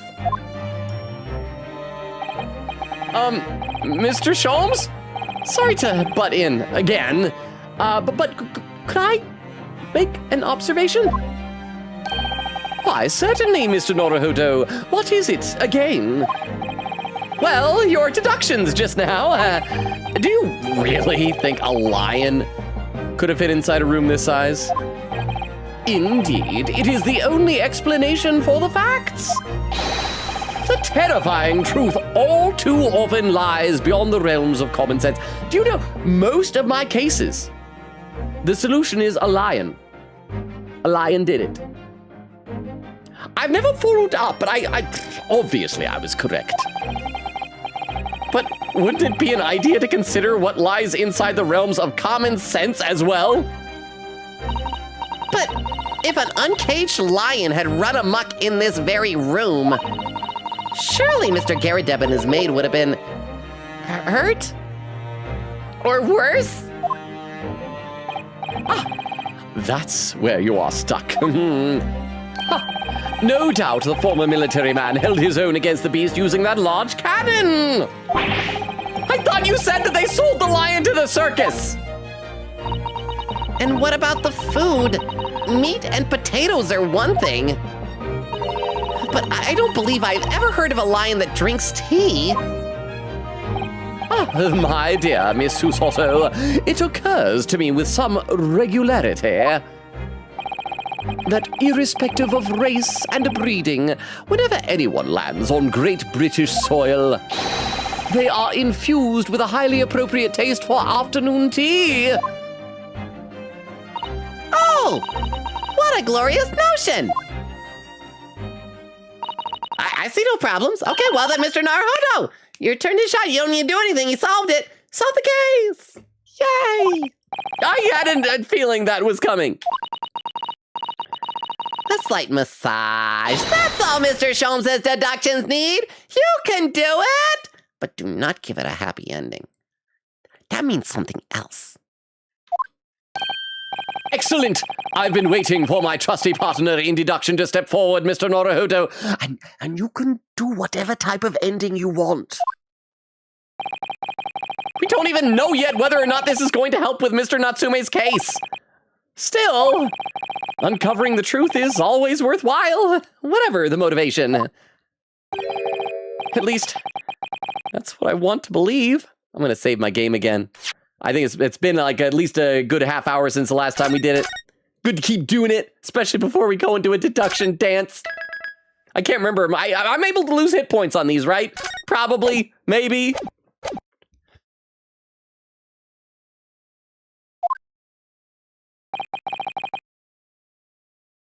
Sorry, hang on, I got a cough again.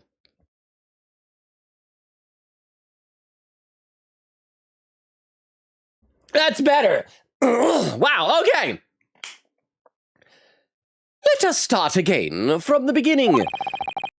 Of Sherlock Holmes' logic and reasoning spectacular! Course correction, hold it, Mr. Sholmes. Topic 1, nature of the beast. I think I remember how to do this, right? I'm gonna read a couple more comments now that we've got the music again. We're finally dancing! I mean, he's been leading, but now we're taking our turn. Let's see, over on Twitch, Vex says, I'm bad because I'm swamped in homework and I am procrastinating. What subjects, if you don't mind me asking? I'm trying to read academic texts and watch stream at the same time. I feel like at least one would be a distraction from the other, but I appreciate you being here. I hope I'm not too distracting from it. Kyvie said, nah, being educated is overrated. All the happiest people are stupid. It's just like they say, ignorance is bliss. Beck says, unfortunately, there is this thing I would like to have in the future called a job. I guess those are important. Eglin said, like that scene in Matilda, where Mrs. Trunchbill spins that kid around by her braids. Is this another embarrassing admission that I have to make that I've never actually seen Matilda? Said you got into a fight with an assassin in Tomowa. Somehow you became friends again very fast afterward. Yay! Kyvie says, companies don't like to hire me, so I can't find a job anyway, and I've had a job before. Eglin said you two are now playing together with your cat Pepper. Ow! I still want to try and make take a photo of Pepper and try and put her in there. I did one of those websites where you can take a pattern and make it like pixel perfect to try and make a t-shirt pattern, and it took forever. It took so long. Beck says, hoping to go through my school's internship program, so I'm hired right out of school. Well, break a leg, good luck with that. Hope it works out. Kyvie says, lucky. And then Quick80 in all caps says, Patty! Pat! Pat! Is it Pat? Like a pat? Patty! Pat! Pat! Okay, I'm chill now. Queen Katie was very chill saying those things. Yes, Queen Katie, it was Batty Circus. Over on YouTube, let's see. Oh, I gotta scroll back up a little bit. There we go. Toshi says the most horrible. Oh, I already read that. Queen says, you say this, Logan, but there are canonically furry versions of the GAA cast. Wait, canonically furry? Like Capcom has made them? What? And Rivulet says, what animal would be Herlock's persona? I'm thinking a weasel. You know, I could see that. I think I'm just, I'm a bit too biased by The Great Mouse Detective. Have you ever seen that? It's not actually Sherlock Holmes, it's Basil of Baker Street, but he's a mouse in that. But I could see like a weasel of some sort, maybe. Yeah. Rivulet says, oh dang, forgot that, but I do have a good argument for the weasel thing. Wait, what, we forgot what other animal? Queen said, careful, Logan. Last time we did the cheeks thing, the audio cracked at the end of last stream. Was it because of my cheeks squishing? Because of doing a little kind of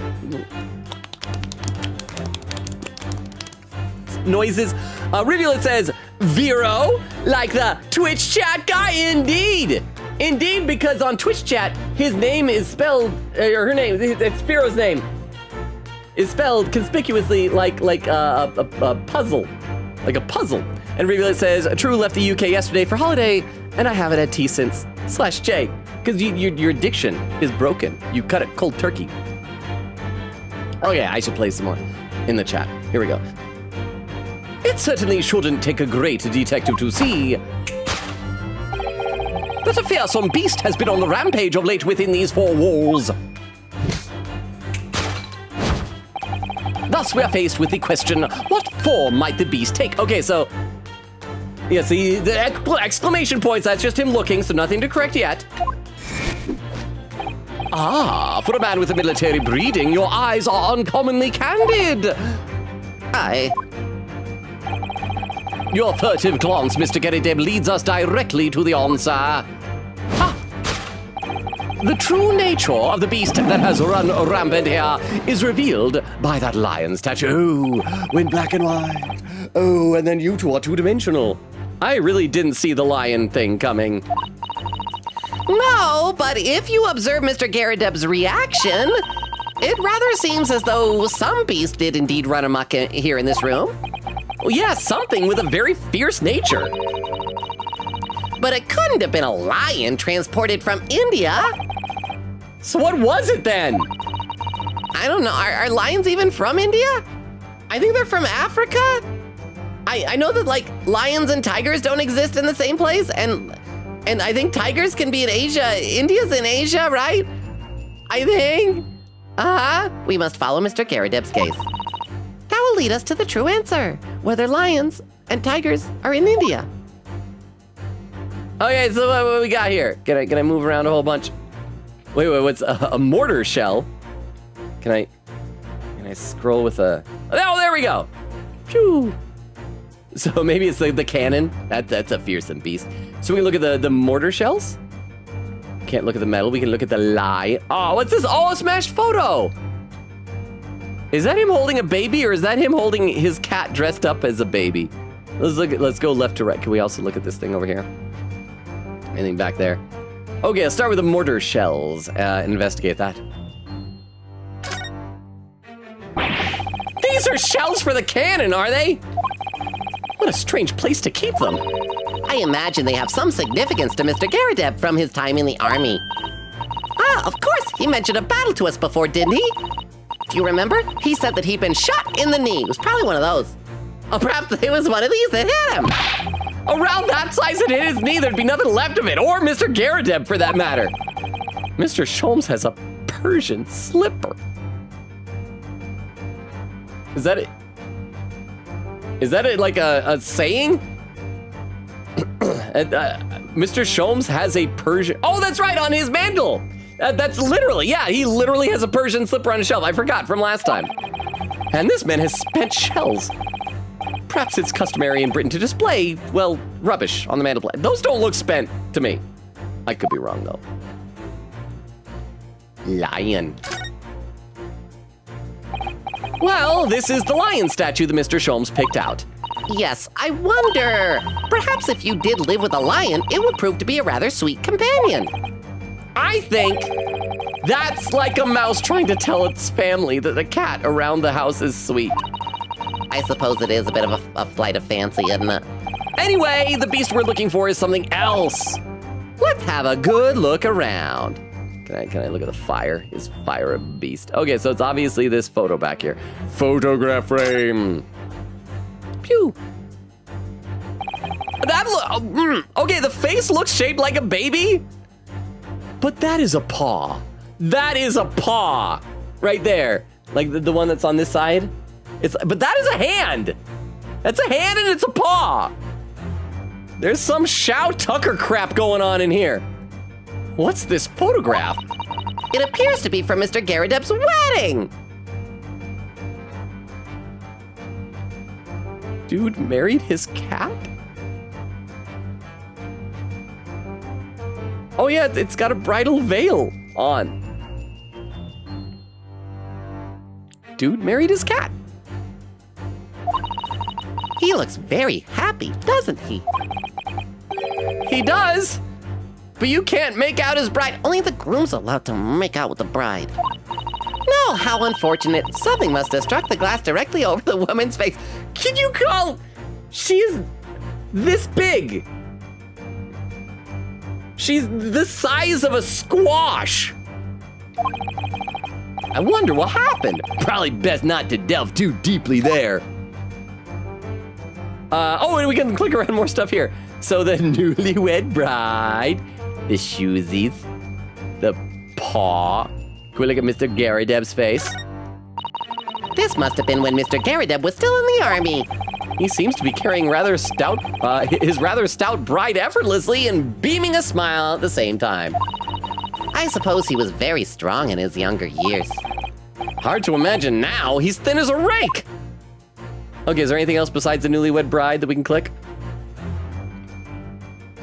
I guess that's it, newlywed bride.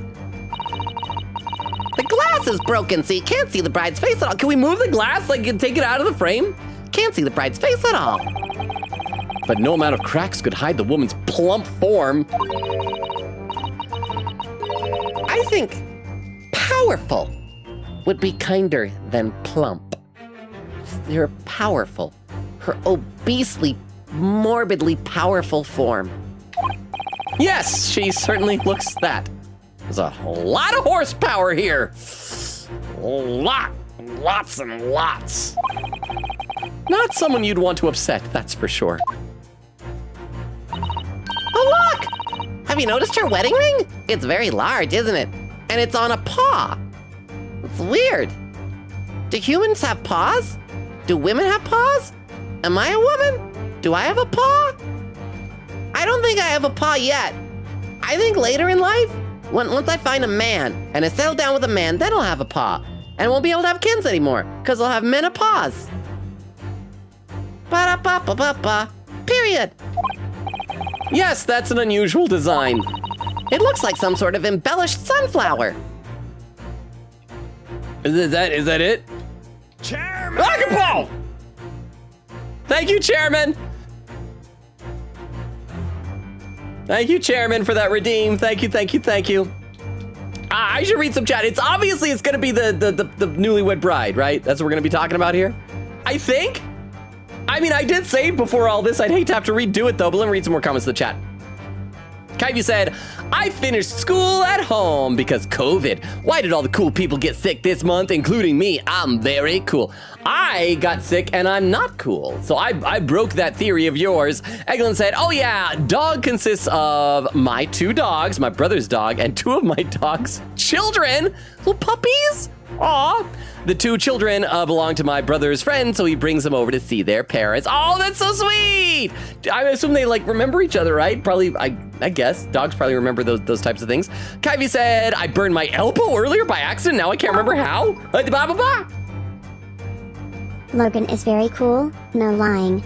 Well, thank you for the 10 bits, Kyvie. I do notice you had some punctuation errors. You wrote, Logan is very cool, comma, no lying. It's supposed to be, Logan is very cool, period, no comma. Lying. But I get the message. I get the message. Logan is very cool. No. Lying. But thank you very much for the 10 bits. Thank you.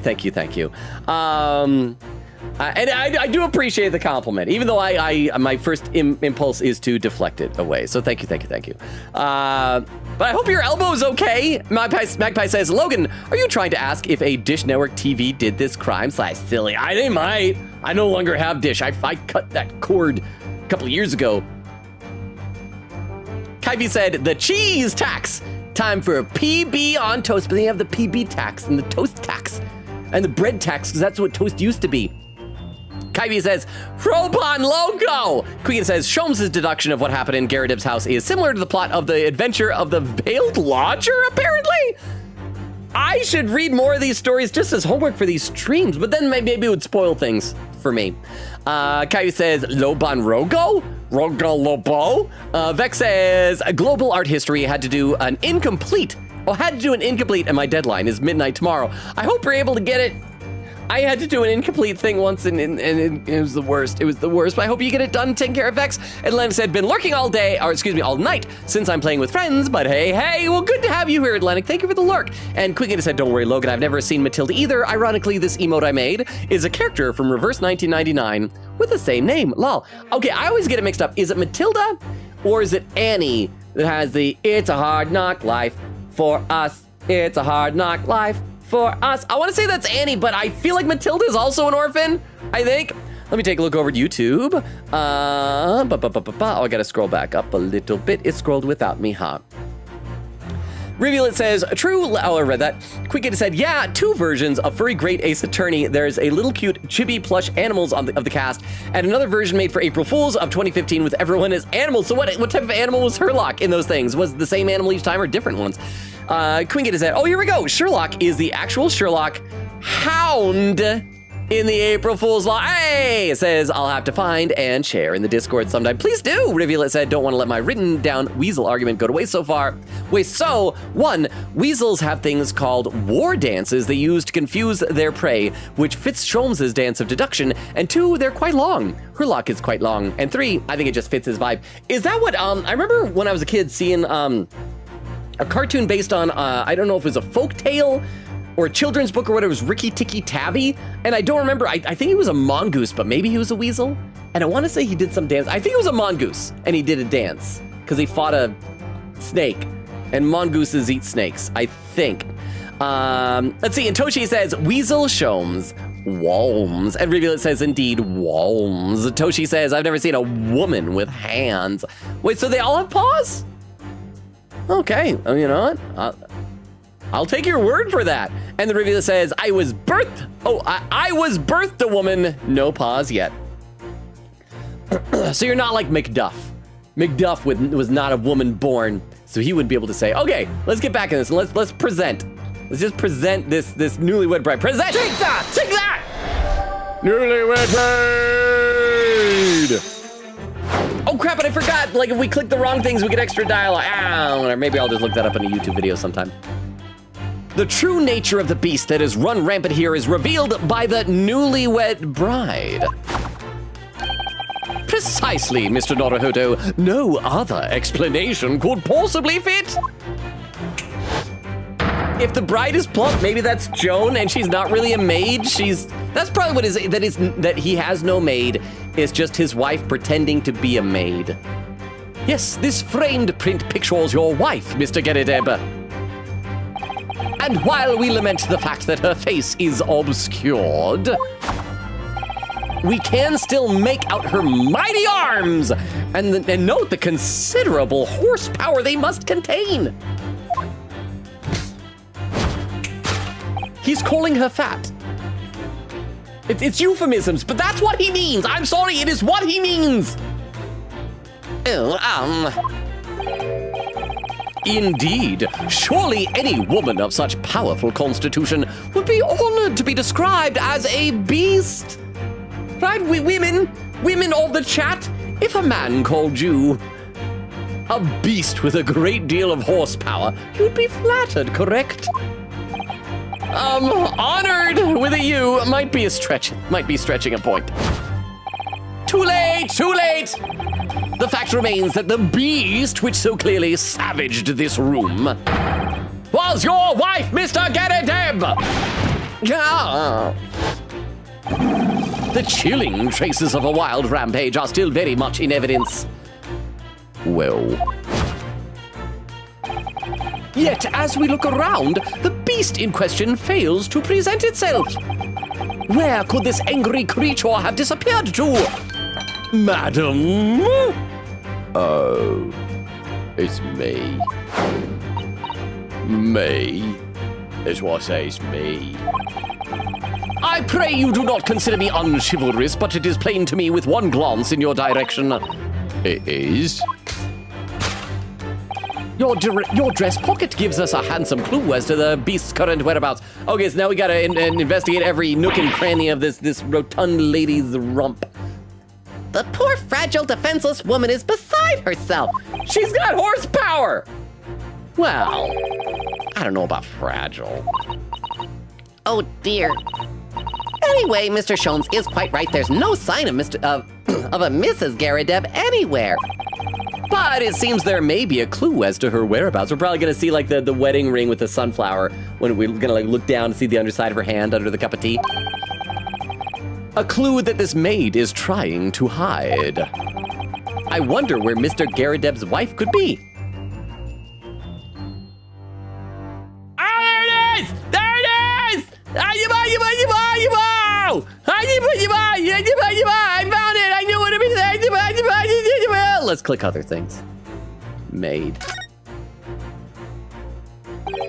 Too tightly shut eyes to avoid even the chance of a giveaway glance. Pursed lips to prevent any secrets from slipping out. Oh my goodness, she's the perfect woman. Round cheeks to deflect any abuse that might be hurled her way. Yes, this is an unnervingly powerful woman, Miss Susato. It's your turn of phrase that's unnerving, Mr. Naruhodo. Can we rotate around? Oh, we can! We can look at her bum cheeks. This is her bum. This is her bum. That's her butt. Back of her head. Can we look at her ears? Look at that ear. No. Is there Garrett? Oh, what is that on his face? Have we seen this before? This big slap mark? That's why he's talking to us from the side the whole time? And it's a very powerfully shaped hand. Okay, she's his wife. She is his wife. Teapot. What a charming little teapot. This is his handle, and this is his spout, and it's in pristine condition. Joan has been pouring some deliciously fragrant tea from it for Mr. Garadeb, hasn't she? Well, not so much for Mr. Garadeb as on Mr. Garadeb, wouldn't you say? I wouldn't dream of drawing attention to his groin. I'm just confused by it. I've seen that man's groin too much already. Pocket! The pocket, there we go. That certainly does appear to be a circus handbill poking out from her pocket. Batty's Circus, currently performing shows in a park not far from here. You don't think? Surely Mr. Garadeb didn't sell his wife to the circus? Mr. Naruhodo! How could you think such a thing? I don't know, people have sold people to circuses before. I was only joking. Besides, I would have gone with, do you think he fed her to his pet lion? That's somehow worse. Chat, which is worse, selling someone into slavery or feeding someone to a wild animal? Okay, because we can't click any Garadeb stuff, so now it's gonna be the ring. Wedding ring. That's not even saying sunflower ring, it's a wedding ring. Click it! She's wearing a very large ring, look! Oh yes, a sunflower design with some rather nice embellishments. And it's on the ring finger of her left hand, which means ... she's probably done it with somebody. Look how tiny her fingernails are too. They're so little. Like their fingernails are not powerful. They're dainty. It's surely a wedding ring. It looks like it's on there for life too. I can't imagine it would slide off a finger of that powerfulness. That's something to think, Mr. Naruhodo, not to say, I have no inner monologue. do you know Mr. Garadib's wife in the photograph had a ring very much like this one? What a coincidence. It was a large sunflower design as well. Really? You have a great memory for these things. Huh, a large sunflower wedding ring. Huh, his wife has one. This lady has one. I'm stumped. I don't know. Oh, it's quite a coincidence. Quite a coincidence that they had the same ring, isn't it?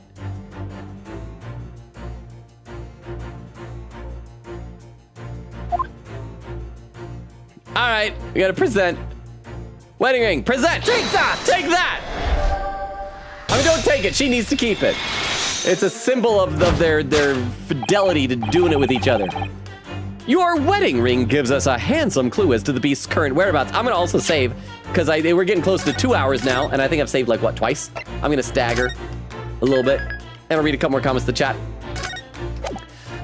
Let's see, Queen said, don't worry, Logan, I've never, oh, I read that. Atlantic said, oh, bat. Queen Katie, bat. Queen Katie says, bat. Kyvie says, who broke their diction? Queen says, Logan keeps making me giggle. I mean, over in good ways, I hope. Or giggling in the sense that he's so bad at this. Queen says, a cat. Okay, so that looks like a paw in the picture. Did. Scarlett said, hi, made it tonight. How you doing, Scarlett? I don't know exactly how far behind I am, so I don't know how long ago you got here. But welcome. How has your weekend been treating you? Queen said, Logan, sir. And then Kyphy with a little face. Eglin said, oh, that's a hand with a weird ring. That looked like a paw to me. Kyvie said she's showing the ring on the back of her hand. That's not a paw pad. No, it is the back of a paw. It is a paw. It's not like a paw on like the front with it is a paw. It's the back of a paw. It was just rounded like that. If you draw a hand, you don't just draw a loop and then little lines coming out. That was a paw. Eglin said it's a flower-shaped ring or something. Kyvie said the other hand is very hand-shaped as well. That's why I was confused. Atlantic said plump is crazy. Kyvie says I don't think being fat makes you that much stronger. It probably depends. Like, you never see a skinny sumo. And I bet if a sumo fought me, I would lose that fight. Magpie says, to be fair, thank you, Queen Katie. I'm gonna read one more comment on Twitch, then I'm gonna look over at YouTube. Thank you, Queen Katie.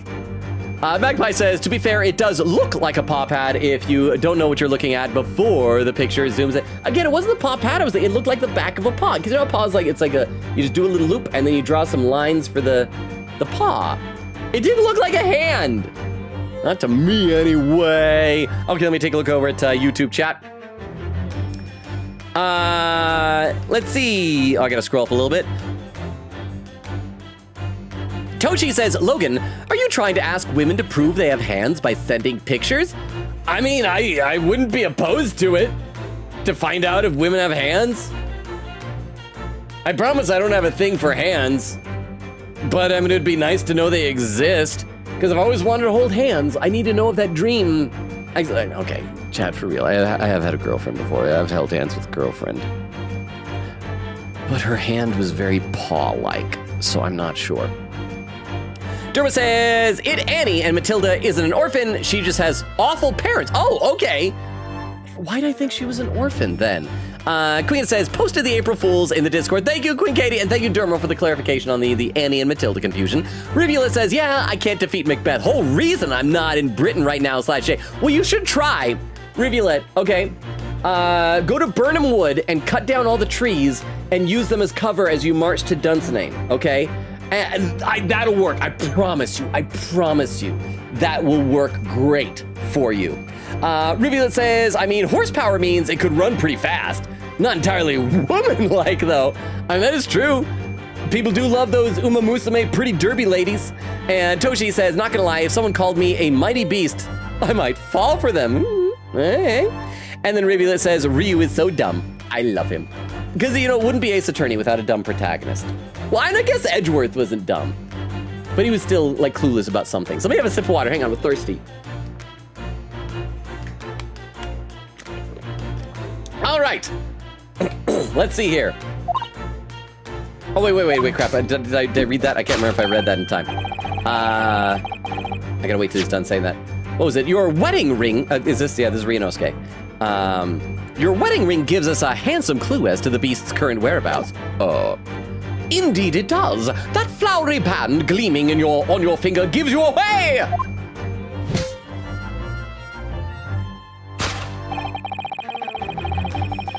See, look, that does not look like a hand. That looks like a paw. Wait, I didn't click anything. I did not click anything. For it is identical to the one shown on the hand of Mr. Geradeb's bride in this photographic print. In other words, you are no ordinary housemaid. Oh. No. You are Mr. Geradeb's lucky bride. You are Mrs. Geradeb herself. Hang on. Did we in our court record ever have a last name for the maid, or is she just listed as maid? Oh, she is. So I wonder if this will change to Joan Geradeb or something. Oh my word. Oh, such a dainty pose. Well, jolly fine detecting, sir. As you rightly surmised, this is my wife, yes, my Joan. The pouring tea in my crotch, that is actually a thing that I'm into. Sorry to involve you in that, but I like people to watch as well. Rather let herself go, you might say, but she was a bollock.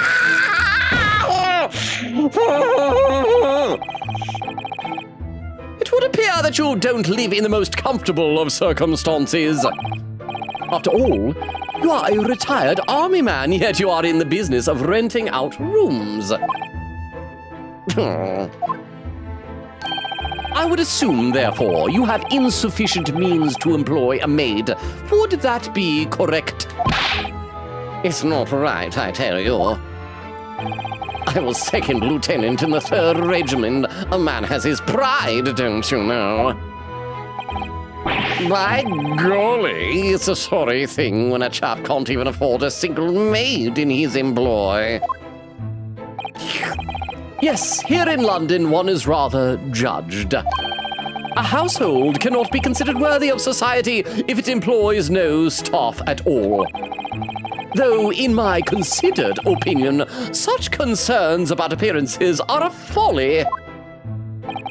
You mean Mr. Geradeb has a wife work as his maid?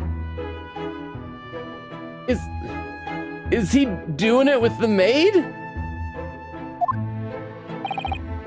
Yes. Precisely. Am I right, Mr. Geradeb?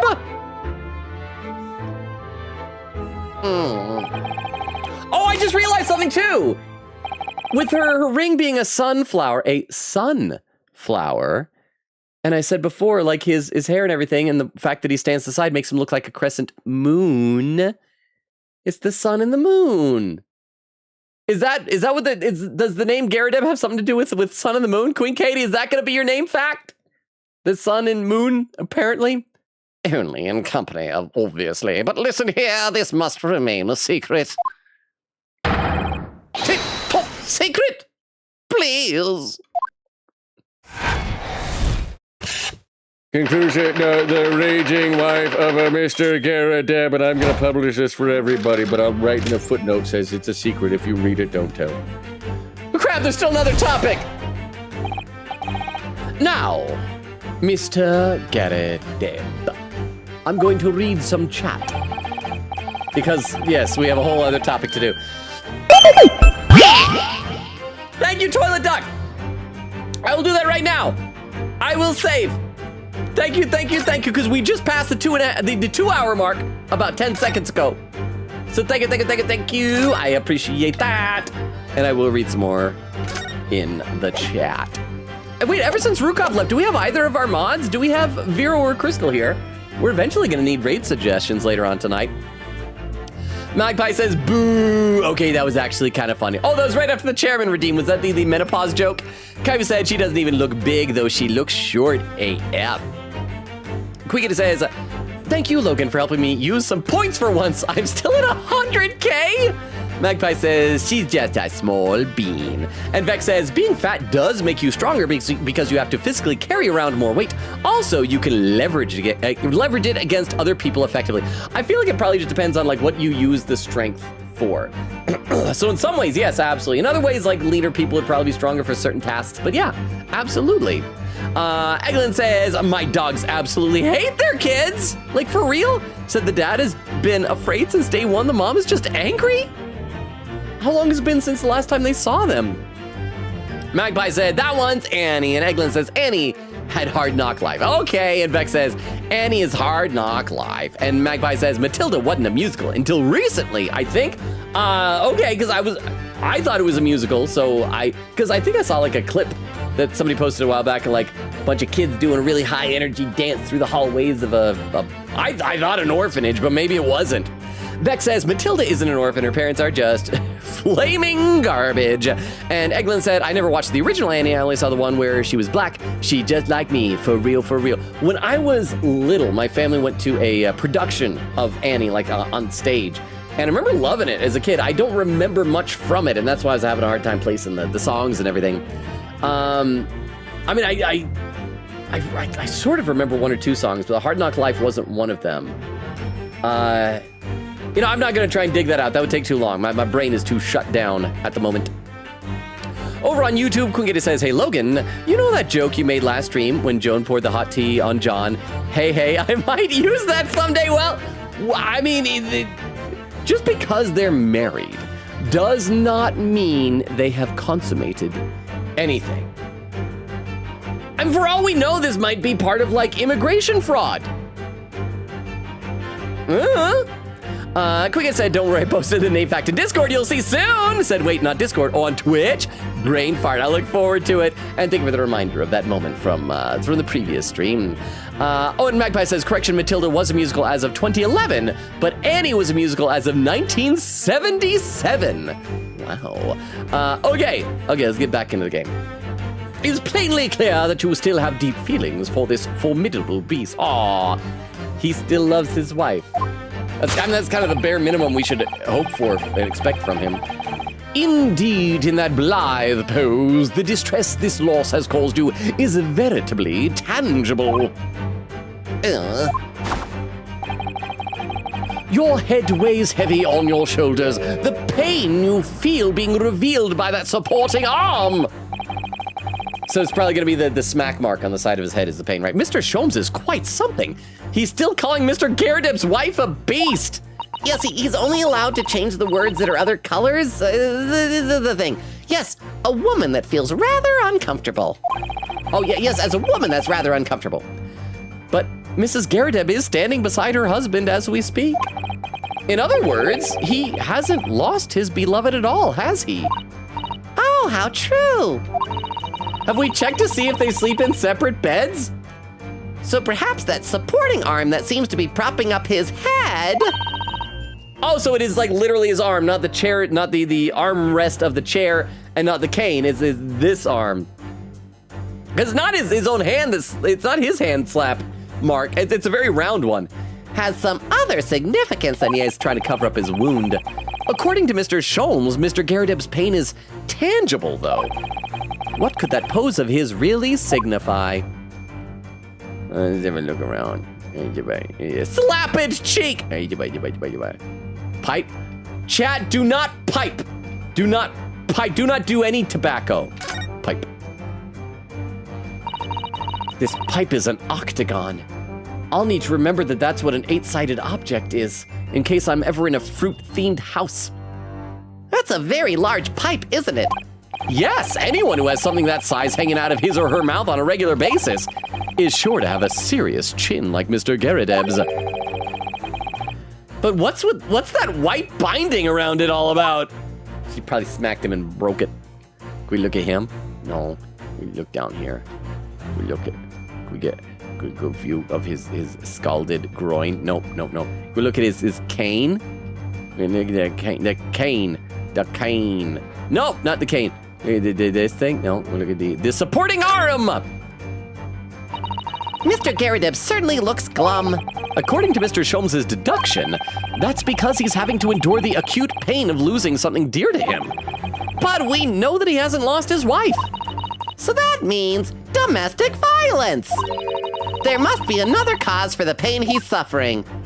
Yup, right here. Slap cheek, domestic violence. Oh my, look at that bright red mark! Gosh, that's quite some domestic violence. And clearly made by someone's hand. Yes, Mr. Garrideb has been slapped on the face, it seems. Hard! I've never seen such a clearly defined mark. Whoever could have done such a thing? Well, there's a very limited number of candidates, I'd say. Okay, so it's gonna be that. Let's present it. Let's keep moving forward. We got like an hour. Take that! Take that! I think we can get through this dance tonight, right? Your head weighs heavy on your shoulders. The pain you feel being revealed by the slapped cheek in your face. I'm the other one down, right there too. We can do that one downstairs too. And of course, the deliverer of that impressive mark on your cheek that refuses to fade was you, Madam Joan Garrideb.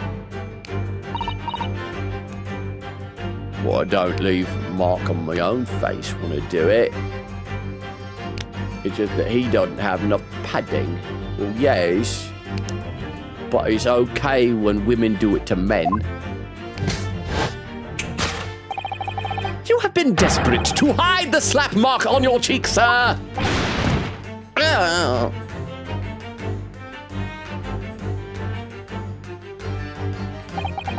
How the blazes. How did you work that out, man? Nothing escapes the notice of one trained in the art of observation, dear fellow. That's why you haven't looked directly at us even once until now. And now I feel like I'm worried your hair's gonna poke out my eyeball. To keep your other side from view. Okay, Now, let us proceed to the next conundrum. Why were you subjected to such a violent slap? In other words, we must ask ourselves what caused Madame Garrideb to fly into a rage. And we need only follow the direction of your gaze to find the answer.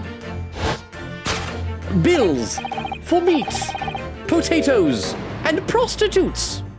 Yes, it is the pile of bills. Didn't Mr. Sholmes say that the bills were all for lion fodder?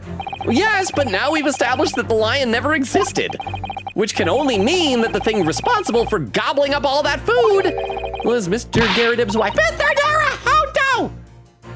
She is a person, a powerful person, not a thing, not an overweight thing. Yes, well, she's also a person who gave her husband a mighty slap round the face. One so hard that it left a perfect hand mark, in fact. This is powerful. Yes, why would a woman want to hit her husband with such force, I wonder? Why are some couples unhappy? I'd love to know the answer to that question. Pile of bills. Okay, I'm gonna read some more chat again. Let's see, where did I leave off? Kyvie says, yes, I know it makes you a bit stronger, but having that weight and muscle would make you much stronger. Mass moves mass, as they say. Well, and they also do say that, like, muscle itself is heavier than fat. Like, if you have a volume of muscle, it's heavier than that same volume of fat, right? Quita says, oh my gosh, wait, no! There was the best wrong dialogue of all time. It was my favorite. Wait, where? Did I miss it? Quita says, quote, I was trying to out this new strat called jumping to conclusions. Ryunosuke, if you got it wrong there? Wait, is that what he said? I don't remember reading that. Did I skip that on accident? Quigita said, oh, I just randomly got deja vu. Kyvie said, can't wait till I'm taking E. Vex says, not a woman, but I am indeed a beast of considerable horsepower, and I pause because I'm non-binary. Quita says non-binary, amazing. Vex, Kaya says if someone is from India, can they be like the bread binary? Quita says, you know what? You get a reward for that. Want me to redeem an objection or a June S, Vex?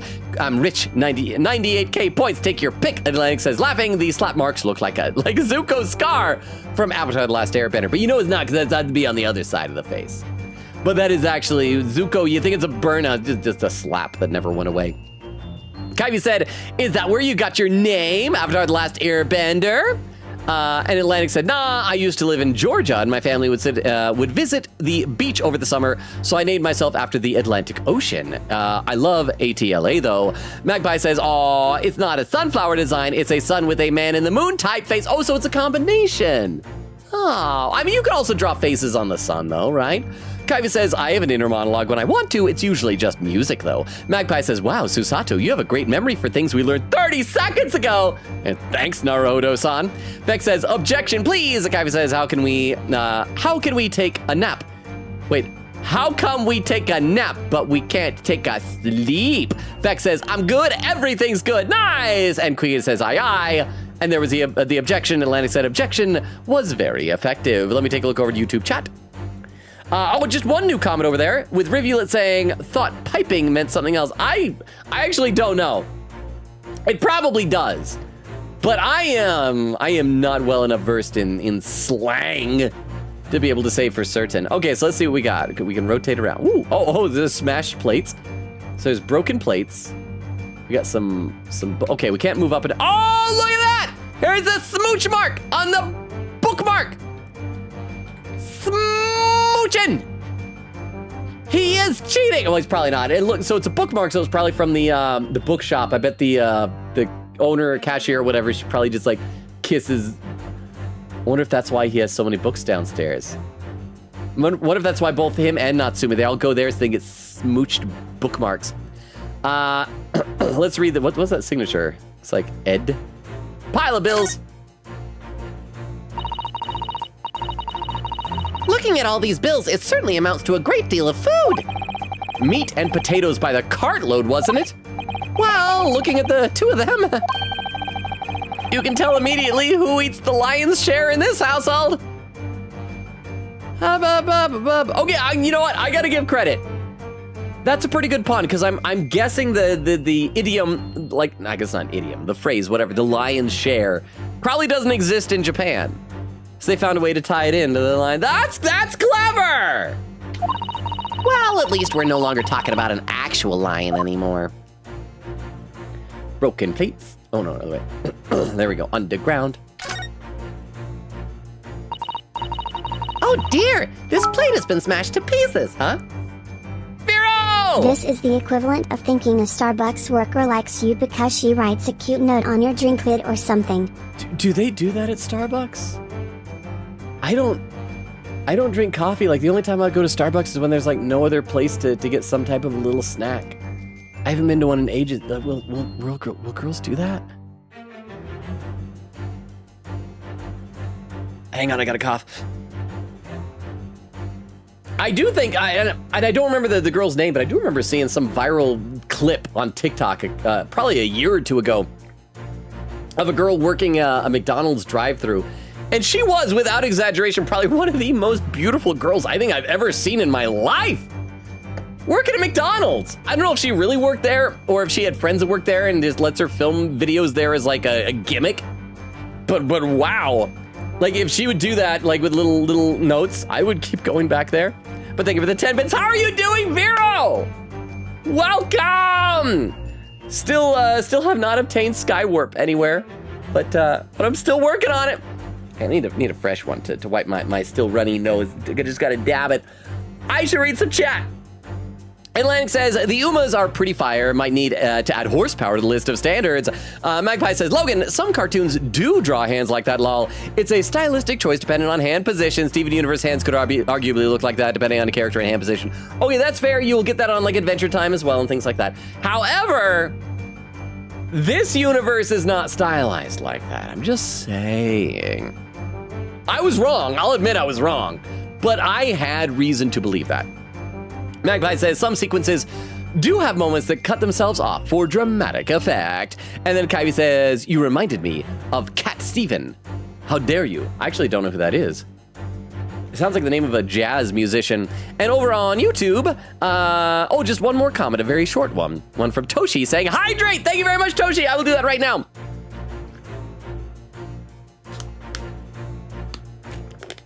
By the way, Vero, since you're here, Rukov left a while ago and we haven't seen Crystal yet tonight, so you're in charge. So like make sure that you protect me from purging. I don't want to get stabbed. Oh dear, this plate has been smashed to pieces. And nobody seems inclined to tidy up this mess. I'm just gonna do like Walter White and put all the pieces together. Oh, one long piece is missing. Mr. Naruhodo, we're gonna have to kill a guy in our basement. Perhaps it's some sort of high art? Really, Mr. Naruhodo? Well, anyone who has a cannon on display in their living room is clearly a little, eccentric. Yes, let's call it eccentricity. Eccentricity was discovered by Thomas Edison, I think, or stolen by him from Nikola Tesla. Something like that. He discovered eccentricity. Bookmark! Someone must be reading this book at the moment. There's a bookmark here. Look! With a smooch on it. Okay, we're gonna have to go to the bookstore then and like get this lady as a witness, yeah? Mr. Garadeb is clearly an avid reader. Oh, wait a minute. I was thinking that Garadeb might have been the murderer from the window, but now it's making me think the bookstore lady is gonna be the killer. I don't know why. Any woman who would smooch a bookmark just to sell you more books, that is a lady who will stab another lady in the street and leave her to almost die. I don't think this is a bookmark. Oh no, it isn't. It's a note written in a woman's hand. I can tell handwriting like that. Oh, James, I love you. Yours, Mary. Except his name is John, not James. So it's not like addressed to him? What was Wilson's first name in this? Because like in original Sherlock Holmes stories, Watson's wife was named Mary. I mean, John Watson. Was it James Wilson in this? I thought it was John Wilson. Was it James? Is this his wife? She's barely a widow and she's already cheating? Oh wait, no, maybe she's, no, it's not cheating because it was intended for her husband. Never mind. I don't think you can cheat on your husband with your husband unless you don't know it's your husband. And look next to the signature here. Lab marks made with lipstick. Very tiny ones. That's a small bookmark. She must be like this big. Oh, what a passionate and romantic gesture. Don't get any ideas, Susato-san. You're not allowed to smooch boys yet. I can smooch girls. Oh dear, I'm sorry. So this bookmark is actually a love note then. Love note. The love note. Soon we'll be making another run. Take that! Take that!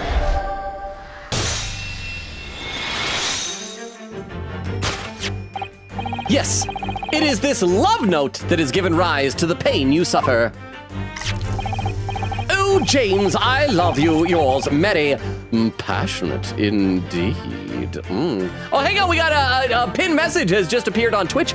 Looks like it's some trivia here written by Queen Katie, pinned by Vero. Said the love letter from Mary to James is a reference to an error in The Man with the Twisted Lip, where Mary Watson calls her husband James, despite his established first name being John. Incidentally, John is also the name of Mr. Garadeb. Okay, so it is a reference to Mary, the husband of Watson. I caught that. I didn't know that from the Twisted Lip or whatever. And hang on a second. Twisted Lip. That just reminds me of something here. Have we updated our? Look at that lip. Look at that lip. That is a twisted lip. You think that was a hint? I think that was a hint. Have we gotten her name updated? Oh, it is updated! made it. Joan Garrideb, age 38. She was question marks before. When did we ask her age during all this? Mr. Garrideb's wife, who poses as the household maid merely to keep up appearances in the neighborhood. She has a fierce temper and tends to get rather physical. Passionate indeed. Oh, she looks so angry. Look at her. Perhaps the sender of this note, a certain Miss Mary, is the fly in the ointment here. Ball! But I don't know the ballet woman. You don't know her? Not biblically. That note wasn't written to me. It was just in the book. I don't know how it got there. It was just in there, you say? That's right, that's what I've been saying. A likely story. Now listen here, Joan, old thing! I know I'm calling you old, even though there's an age gap where I'm 8 years older than you, but I explained at the time. I bought the book in that second-hand place, and the note must already have been in there. So the previous owner of the book was using the note as a bookmark, you mean? That's right, that's what I've been saying. How do you keep it so hot? A likely story. For heaven's sake, woman, look at the name. It's written to James. My name, in case you'd forgotten, is John. 3 times in a row. A likely story. Are you questioning my name now? Ow. And there we have it. Domestic violence. We're playing it for laughs, but it is a serious issue even when done by women against men. We should be reporting this to the police. If we don't, we're terrible people. Arouse the suspicions of the female heart, and you unleash a beast with the most ferocious bite.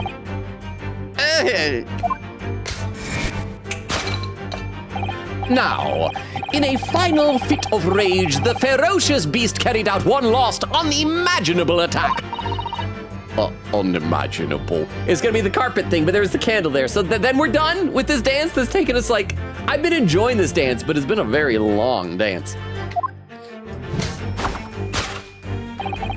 The aftermath of which can be clearly seen by observing the carpet over there. A very expensive woolen carpet, if I'm not mistaken.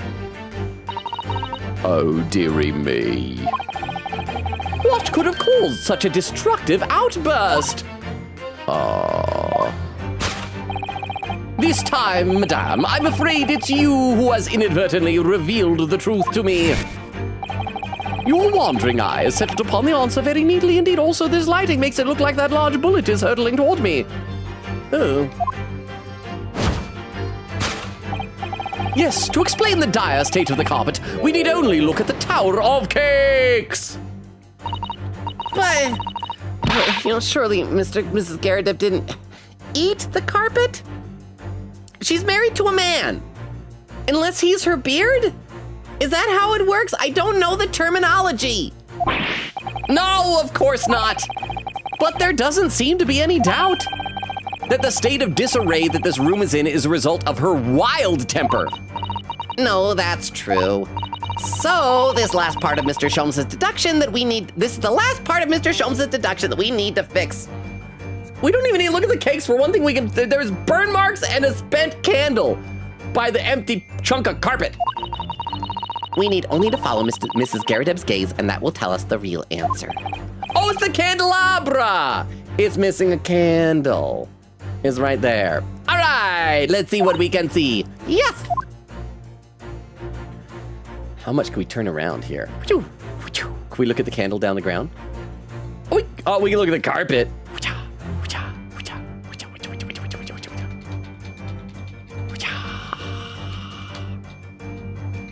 I feel like I'm switching back and forth between 2 images that would make this 3D. Oh yeah, I need to read some chat because I'm still behind in the chat. I feel like I've probably gotten farther and farther behind in the chat. Earlier, I was like at 1.15 minutes close to catching up. Let's see. Oh, I gotta scroll a little bit. Queen Katie says, oh, here we go. A name fact for John Garadeb. John Garadeb, Garidebu in Japanese, is a character from The Adventure of the Three Garadebs? I don't know that one. This should have been obvious then to a real Sherlock Holmes superfan. Alternatively, Gari means flesh and bones, while Debu means fat. Oh, that's cool. Alluding to John and Joan's builds. Side note too, you notice that John's head is shaped like a crescent moon, but did you notice that John's is the sun? I noticed that tonight. I mean, I should have noticed a lot sooner, but I eventually got there. Huh? Magpie says, luckily, I've never watched Steven Universe, so I don't have to worry about remembering things as I never knew them. That seems to imply that there should be a third Garadeb, who is perhaps a simplified star shape. Maybe that is the cat. The cat is Kitty Garadeb, and wears and when going to the vet, wears instead of a cone a big star shape thing. Queen says we need baby star Garadeb. Oh, a little baby with the star thing. Magpie says yes, and then baby star Garadeb. Jan could be friends with Yesanosa / Silly. Well, Yesanosa was the dad. What was the kid's name? Wasn't it like I don't know sa? I think. I've been going back over the VODs and I've been trying to remember. Oh, in fact, there was something I saw in one of the VODs recently that made me think like I had an idea, and it was a theory thing. And crap, now I don't remember what it was. I was thinking about this just today, and I was thinking I should mention that at the Great Ace Attorney stream to see what chat thinks, because I felt smart. Oh well, it's gone now. Eglin said loud, so very loud. Oh, remember to say, oh, did I turn up too loud? Okay, let me adjust that again. I think I apparently overcompensated the volume change. All right, maybe I hope that's better now. I'm so sorry. And then Vex says loud. Kavi says, yeah. Do copious amounts of insert powerful stimulant here instead. Nah. Believe me, you guys have seen how much energy I have in these streams, and I don't need stimulants. Vera says, hello, my friends, Vera! Said I woke up like as soon as Logan started the stream, but I blinked, and that was my mistake. That's the thing, never blink. Because one thing, the weeping angels will get ya, but another thing, you'll fall back asleep. Vera, I'm so glad you're here. Let me take a look over at YouTube chat. Rivulet says, he's got a point. How does she keep it so hot? I think it's because of her raging passion in her heart. She nestles it in her bosom. Or maybe she just has a very, maybe her brassiere is made of like very well insulated material. And it's like the inside of a thermos is her cleavage. And so you just wedge it in there and it keeps it hot. Maybe, something like that. Okay, let's keep playing here. Let's keep playing. We gotta click all the things here. So we got the Tower of Cakes, and we're gonna have the candlestick. Can we look at the circus handbill? Can we look at the other smash things back here? And then we can look at the carpet, and those are all the things. If the carpet doesn't mention the candle, then it's obviously just gonna be the candlestick. Why are we saying, we're in olden times, why aren't we saying candelabra? Miles Edgeworth was all like candelabrum. Or was that in Spirit of Justice when they were saying candelabrum? Tower of Cakes. So many cakes. Ha! Is that all you can think about? Well, when looking at cakes under those circumstances, yes, when looking at cakes, I think of cakes. Got a problem with that? Well, look at them, Mr. Naruhodo. There's a mountain of them, and they all look so delicious. It's more of a tower than a mountain, I'd say. Next thing you're gonna be correcting me about step ladders. It's a mountain. And it's my hope one day in our very homeland, I will be able to perform the tea ceremony at the foot of such a mountain. A cake mountain. It's a tower! It's definitely a tower! Not a mountain! It's a tower! Okay. Chat, be real. Is that gonna be the new step ladder? Tower mountain? I bet it is. This is an advertising handbill for the circus. Batty's Circus. It's in a nearby park. Isn't this the same one we saw earlier? Oh, the handbill, we didn't see the circus. I'm kind of amazed that we don't just have it written in English there. We're zoomed in enough, it'd probably be pretty easy. The one that was folded up in Mrs. Garadeb's pocket? So that's gotta be important then. Perhaps they're very great circus lovers?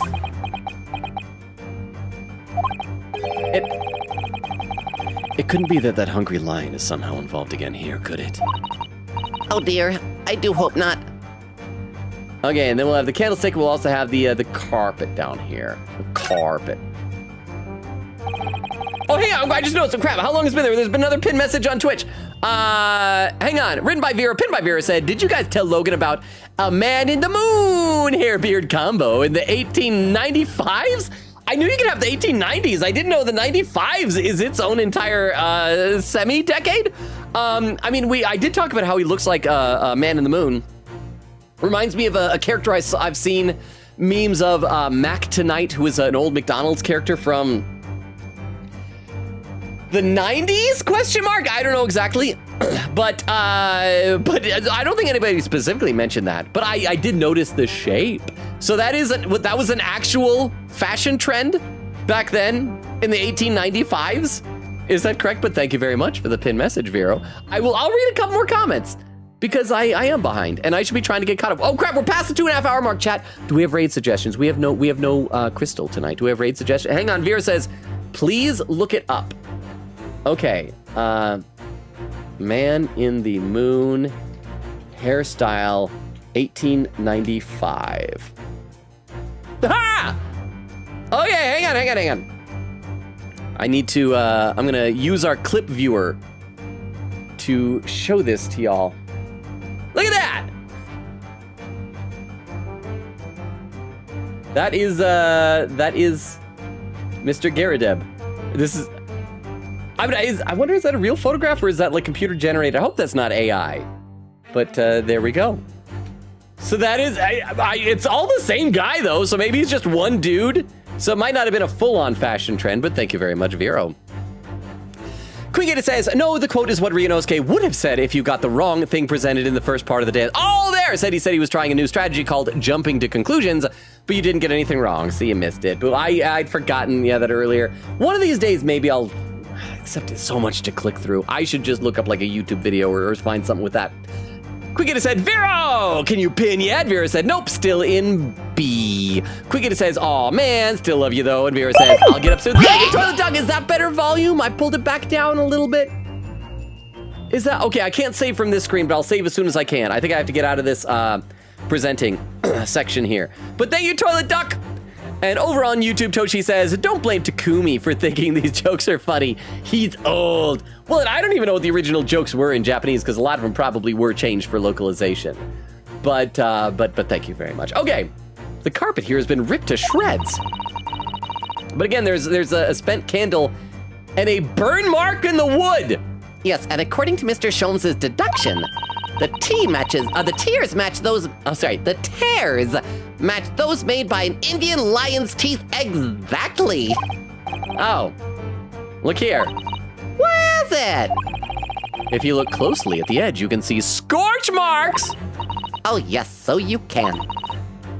In that case, perhaps the carpet wasn't eaten in the normal sense at all. Let's rethink this with that in mind. It's breathed upon by fire-breathing lion or something. Okay, the candlestick.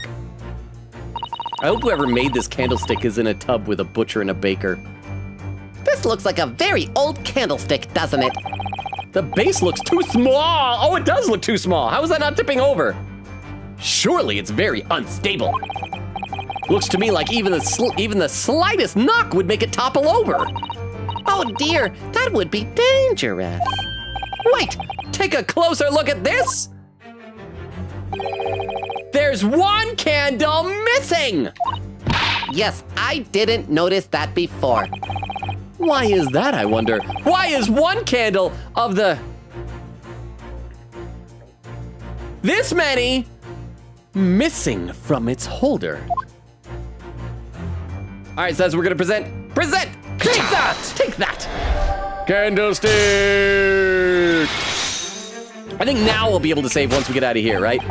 Yes, to explain the dire state of the carpet, we need only look at the candlestick. Now I can save as Toilet Duck demanded of me. And again, reminder, raid suggestions, if y'all got them. Okay, save complete, there we go. Let's see. I'm gonna read some more in the chat. Because we're almost done with this dance, but I'm still behind in the chat. Kaifi says, I can easily gain weight without even eating 2,000 calories a day. You can, just by not burning them? I struggle to gain weight. I'm worried about what it's going to be like when I go back to the gym after fully recovering from this cold, because I didn't want to do it while I still have a cough. And so I missed a week of the gym this past week from being sick. And the week before that, I had missed a week from the gym because I pulled a muscle in my back. So I'm going to have gone 2 weeks without. I'm going to go there. I'm going to be so weak. But no, I when that type of stuff happens, I just lose weight. I shrivel up. I wither away. Vera says, Logan, please, what'd I do? Said you'll find him soon, man. I believe I can lend you my luck again if you need. Oh, for a Skywarp. I hope so.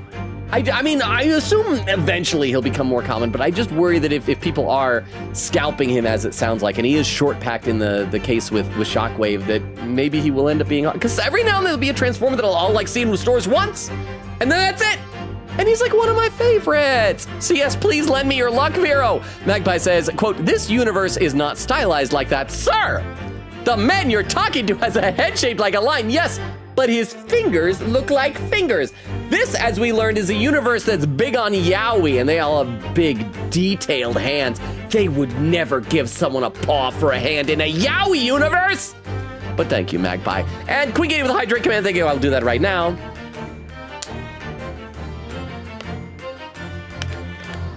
Thank you very much, Queen Katie. Vera said, I'll protect you with my life. Thank you, Vero! Thank you, soldier. Queen Katie said, before I forget, this is highlighted. Before I forget, double checking with everyone. No audio cracks yet, I hope. I hope not. That was weird that had happened before. And Vera said, yep, audio is fine. Queen Katie said, good, we must stick together for these things after what happened last time. And Vero with a salute. Okay, let's get back in the game. Because, yeah, I'm still caught up on YouTube. Yes, to explain the dire state of the carpet, we need only look at the candlestick. Most illuminating, my dear fellow, and of course the only possible way out of this logical labyrinth. Yes, the remnants of a ferocious attack in which the carpet was devoured are clearly visible. I do love that Ryunosuke seems to genuinely enjoy these things with Herlock. Indeed they are. The scorch marks at the edge clearly give the truth away. Scorch marks? It would appear that this room was the scene of a little marital altercation. Oh. Mrs. Garadeb's mighty arm muscles. You're powerful, just so robust arm muscles. Oh, left an impression not only on her husband's face. Oh. But on the entire room. The force of her strike caused a candle to fall from the holder. And in seconds, the carpet was alight, and the whole corner of the room in flames. Oh yeah, there's even a scorch on a piece of wood behind the folding screen.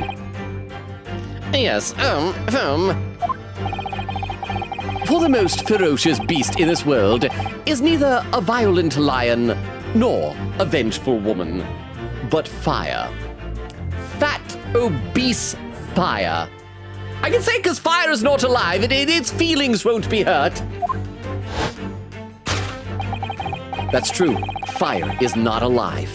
Even though it eats and consumes, it's not living. And in this room, that ferocious beast bared its claws and ran amok. Eloquently put, my dear fellow. So you see, there is but one conclusion here. Ha! We are gay lovers! After the sparks of marital discord flew, this room was the scene of a fire! Yes.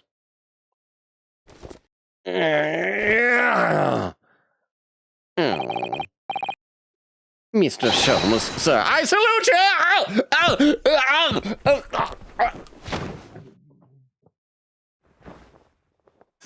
He's dead. My husband is dead. Also, I bumped my hand really hard on the side of my chair when I fell down. That's gonna leave a bruise. Like for realsies, it really hurts.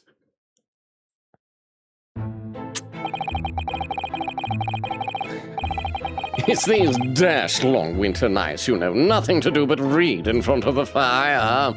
Oh, hang on, we got a pin message. I'm gonna save again, though. I will save again. Save. Then we'll see what that pinned message is. One moment here. This is written by Magpie. Pinned by Vero said, quote, killed by a candlestick is a common trope. Well, yeah, because that's one of the weapons in like the board game Clue, right? It's a candlestick. And I think people usually think about it as a blunt instrument, but one forgets they usually need a relatively sharp bit to hold the candle on. I wonder if the candlestick was intended in media to be used as a blunt weapon or a sharp one. Well, which case number? It was one of the cases in Investigations 2 when it was used as a stabby McStabberson like that. So maybe I do always think of it as a heavy blunt object, but that's just me. So yeah, maybe it's I think of it that way because my family did have like a small candle holder thing, and for little candle, and it didn't have any stick in the center because it was made for small candles. I think that's probably why you would just kind of wedge it in there and it would be held upright by friction. But every one that we've seen in all these games are much larger and have that pointy stick that goes up like that or into your body and kills you. So I think that is a good point. Queegate says, the love letter that was pinned earlier. And Magpie says, are you sure it wasn't a reference to Silent Hill 2/silly? Oh, Mary or James? I've still never played any of the Silent Hill games. I think it's like, it's a metaphor for like doing it and I think killing your wife or something. Magpie said, or that Vera says, okay, getting up. Welcome to the land of the upwardly mobile and the people who ambulate around. Queegate said, don't worry, Logan, is John Wilson in this game. Okay, so I remember that correctly. Kaiva said, I'm actually falling asleep over here, much to my chagrin. No, I don't want you to have chagrins. Oh. Queegate says, don't worry. Oh, or Vera said, I gave you my sleepy. Kaiva said, nah, the cold medicine finally kicked in. And Vera said, marry the husband of John. Queegate said, someone get this man to a hospital. He just died again. He's back, though. Like, his eyes went white. Vera says he's exactly where he wants to be. Magpie says, agreed, the casual domestic violence played for laughs really bothers me, but unfortunately the casual treatment of it is probably period accurate. And that's true as well. It's just one of those things where, like, I have a friend, for example, I went on a road trip with him a number of years ago, and he had gotten married, and then, like, he'd very suddenly to me, that I heard about it anyway, gotten divorced shortly before the road trip. And like, on the way down, he was talking about it, and it was just, like, so frustrating because his wife was abusive to him. And it was one of those things where he like never laid a hand on her, but it was also the type of thing that he couldn't talk to anybody about because he would like bring it up and they're always like, oh, but you're the man, just deal with it. And it's so unfair. Queen said, Logan playing around in this room. Next slide. Magpie says, you're right.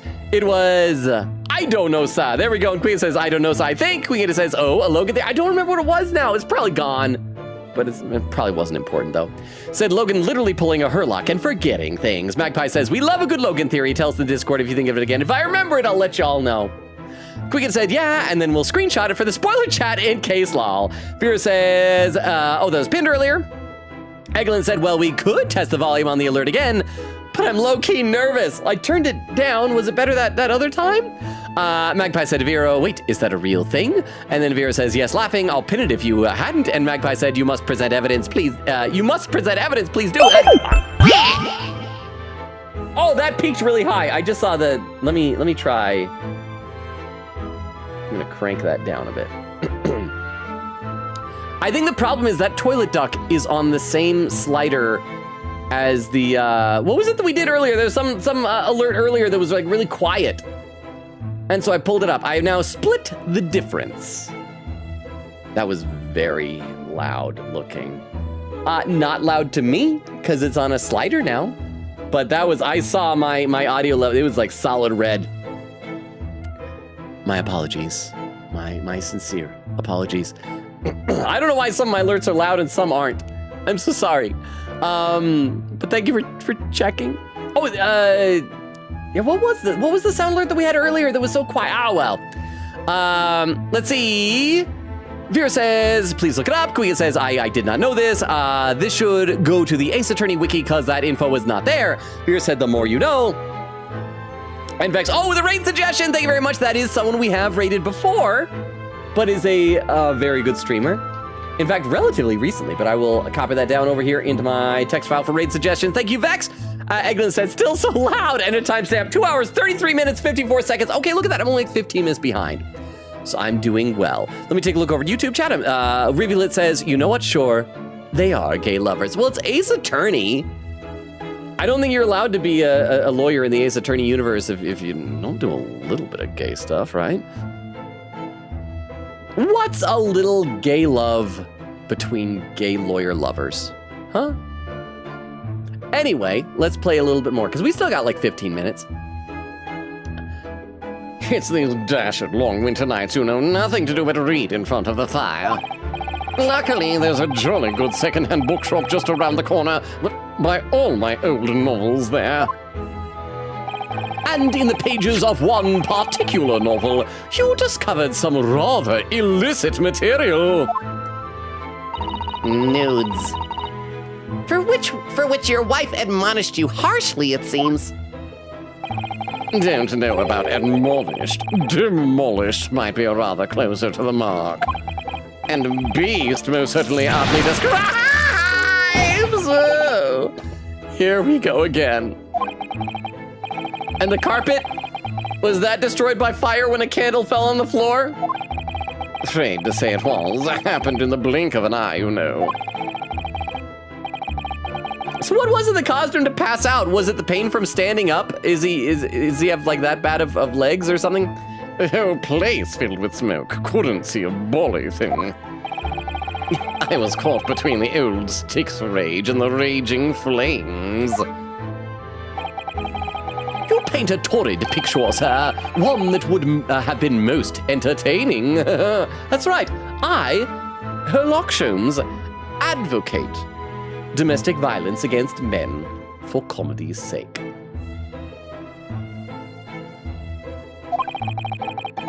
That's sympathy for you. Didn't take long for the fire to spread, of course. The body furniture started going up as well. We've had to hide the mess behind that screen for the time being. Over here, Mr. Garrett-up? Well, you have nothing more to hide now, if you'll allow me.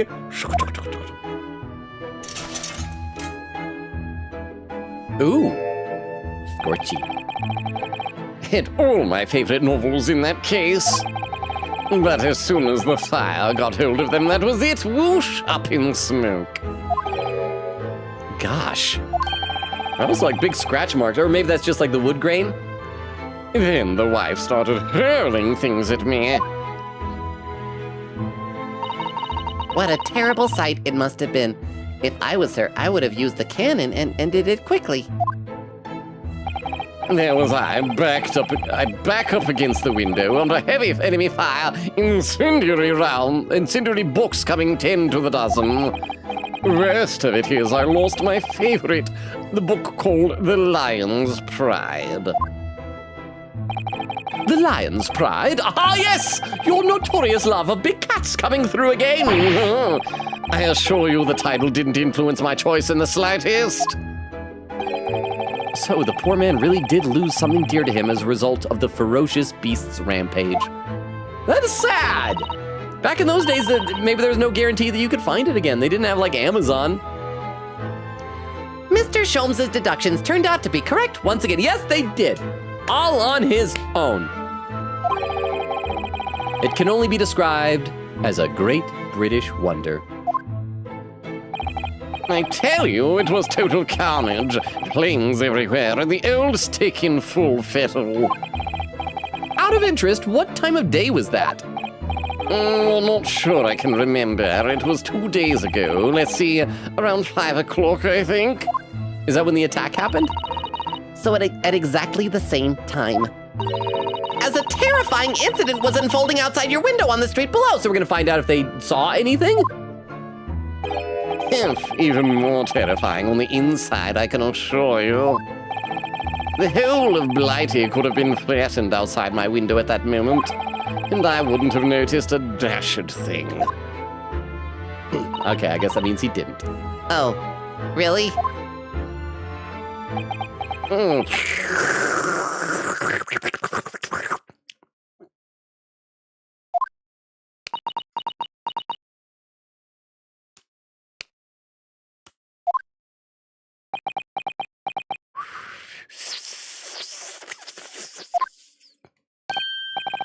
Mr. Sholmes!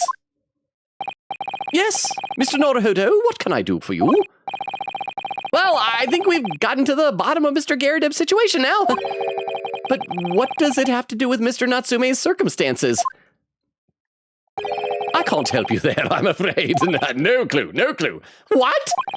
My dear fellow, if you recall, I did say as much from the outset. I warned you that although I knew the retired army man to be hiding something, I could not be sure whether his secret would prove to be of relevance or not. He did tell us that. That is fair. Let's save again. Just good to keep doing. Oh, there's a pin message on Twitch. Hang on. Let me take a look at that. One second. Written by Queen Katie, pinned by Vero. In the Japanese version, the books the Gyarados had was The Adventure of the Lion's Mane. Oh, a Sherlock Holmes story published decades after Adventures would have taken place. The English version used the similar title, Lion's Pride. Okay, so it would have been anachronistic, and so that's why it was changed. Okay. That's neat, though. I like that as an Easter egg, even if it, I guess, would have been a bit iffy. Thank you very much for the trivia, Queen Katie. Queen Katie says, yep, that was the last thing in the dance. Good job. No potatoes needed. I don't need no potatoes. I still need meat, but not potatoes. Oh, Vera with some raid suggestions. Oh, hang on. Oh, wait. Let me. Come on, computer. Computer. Why you gotta do it? It suddenly did that little glitchy thing when it would pop down like I was talking about before. I will copy these over to my text file. Thank you very much, Vera. I appreciate that. So between these, we ought to have, hopefully, plenty of raid suggestions. Magpie says, James is the main character from Silent Hill 2, looking for his wife, Mary. Yes, okay, so that is his name. I've never played Silent Hill. I have certainly seen a lot of it. Seen like references to Silent Hill type of stuff. Wait, hang on. I clicked the wrong thing. I'm copying over all of Vera's raid suggestions. The very first one looks like it is giving me a 404 error. Excuse me, not the first one. The second one is giving me a 404 error. So that one apparently does not exist. I don't know if it was a typo or whatever, but that person apparently will not have the option. So we shall see. Oh crap! And the other one that is there is followers only. And the other one is the other one that was already suggested, who we have rated before. But thank you very much, Vero, for these raid suggestions. I am popping these over right now. Oh, one of them's playing Phoenix Wright, though. Why do people got to be on followers only? Like, I get the idea behind followers only. It's like, now, if you want to chat, you have to follow me. But you know what? If I have people follow me, I want it to be because they like the content, not because they're like, crap, I can't say anything. I guess I have to. I don't want to manipulate people into a follow, you know? Magpie says, oh, I'm glad your friend got out of that terrible relationship on One Piece. Congratulations to him. I wish I had, like, his confidence, though, because, like, he's a great guy. He's a great guy. He's very, like, unconventional looking, though, but he has, like, so much confidence in, like, talking to girls. He's amazing. Vex says, still loud. Vera says, kind of loud. Eglin says, ow, the birds cursed us. Oh, the birds! That was the other one thing, because they were so quiet. Oh, why is one quiet and the other loud? Maybe I need to go back in the original, like, files for them and see if like, I need to balance their audios out to be more consistent with each other. Krita said, sort of my fault for taunting Ruka. Vera said, everyone is rich now. Ryu is a widow, though he's trying to rebound or something. Magpie says, agreed. Baroque is clearly gay and homophobic. Vera says, and European. Eglin says, I think Payne is probably straight, but everyone forgets him for a reason. Oh, he's very straight. He gets all the ladies. He's like the only one in this universe who's straight. He is responsible for helping perpetuate the human race. Magpie says, I propose that Manfred is asexual, but his wife is purely to flex on people. Vera says, speaking of on karma, he probably got an older kid because he just remembered he had a granddaughter. We'll never get to meet them. Aw, I do remember us talking about that in investigations too. Magpie said, yes, I think about that a lot. I think Manfred's oldest daughter is a teacher. Over on YouTube, Valtube says, hi. This is probably the first time I catch a Logan stream during its final stage. Well, it's good to see you, Valtube. Regardless of what time you get here, how are you? And then a message retracted and it said, no, Logan doing Jones' cheek touch. I'm trying to mimic the sound a little. But I can't quite get it. How are you, Valtube? It's so good to see you. Vera says, oops, let me see. And Atlantic says, facts. And Magpie says, I think the followers only thing is more about preventing spam, maybe, but I see it a lot in like people who have hardly any followers and nobody in the chat. It's like for big streams, that makes sense. But I don't know. Maybe you're right, though. Atlantic said usually is. Oh, and Vera, there's that corrected spelling in the other raid suggestion. So thank you very much. I'll copy that one over to my text file as well. Wow, I'm like almost caught up to chat. I am so close to catching up to chat, which is amazing because we're also very close to the 3-hour mark. So, last call if anyone else wants to send in some raid suggestions as well. So there you go. Thank you very much, Vero. I guess we can play like a few more moments here, I suppose. Yeah, so thank you very much. Oh, that one has like a lot of viewers. That one has like 40 viewers and a really cool like VTuber, PingTuber avatar as well. Very, very neat. So is it, I could not be sure whether his secret would prove to be of relevance or not. The problem is this is also like a really good cliffhanger because we just finished the dance. The dance is done. So you know what I'm going to do before I decide whether we're going to keep going here? I am going to stall for time by posting our link tree in both chats because I don't think I've done that yet tonight. So yeah, there's our link tree for lurkers both on Twitch and YouTube. So that has all of our social media, including a Discord invite, YouTube, Twitter, Twitch, TikTok, all of that good stuff. Feel free to check it out. As we mentioned on Discord, thank you, Toad Duck. Was that better? That didn't go red. That looked loud, but not like ear-piercingly loud. Was that better? And I do think I already saved, but I will save again, just to be sure. Let me know if I need to take it down even further. Because I split the difference before, but that made the birds really quiet. It's so frustrating because like it didn't used to be such a difference. And so I don't know why it should change. But yeah, so there's our link tree so you can check it out. I did post our very first Great Ace Attorney clip today. So I'm gonna have to be careful to make sure that I don't read any of the comments about it. And, but yeah, my normal 6-month buffer is currently a 2-month buffer, which is not ideal. Quick, says captions, Logan's dream. Magpie says, my stream keeps failing, so I think I might have to bounce if it continues doing that. Oh, Magpie, well, thank you for being here. I mean, if you can stick around for just a couple of minutes, because we'll be winding down soon. And Eglin said, it's still very loud. Okay, so then I will take it back down to about what it was before. So thank you very much, and I guess birds will just be quieter. And maybe if birds appear, I'll temporarily boost it up or something like that. But there it is. It is back down. So thank you very much, Eglin. And then Eglin said I was across the room in my bedroom and heard it clearly. 2 hours, 57 minutes, and 53 seconds. I caught up to chat for the first time of the night on Twitch. And over on YouTube, Valtube said it's crazy that usually in Ace Attorney, the first full case with both investigations and trial segments case 2, but here it's the first case is case 4. I know it is nuts. I was really surprised that like the second case, had no trial. I mean, it was delightful. It was fun. And I really enjoyed this dance of deduction gimmick. It is nice that they have some of these really interesting gimmicks in the investigations because I feel like in some of the earlier games, especially the investigation portions were less fun. It was more like, okay, more stuff to click, more stuff. Have I clicked everything yet? Let's get to the trial. Come on. But then you have the investigations games where it's like, nah, we can intersperse stuff. And I wonder if that's what made them realize, like, oh yeah, the investigations don't have to be boring. They can be fun. And Vex says, Logan, you were almost there. Yippee, chat, catch up. And Vera said, thank you for the very ferocious beast stream.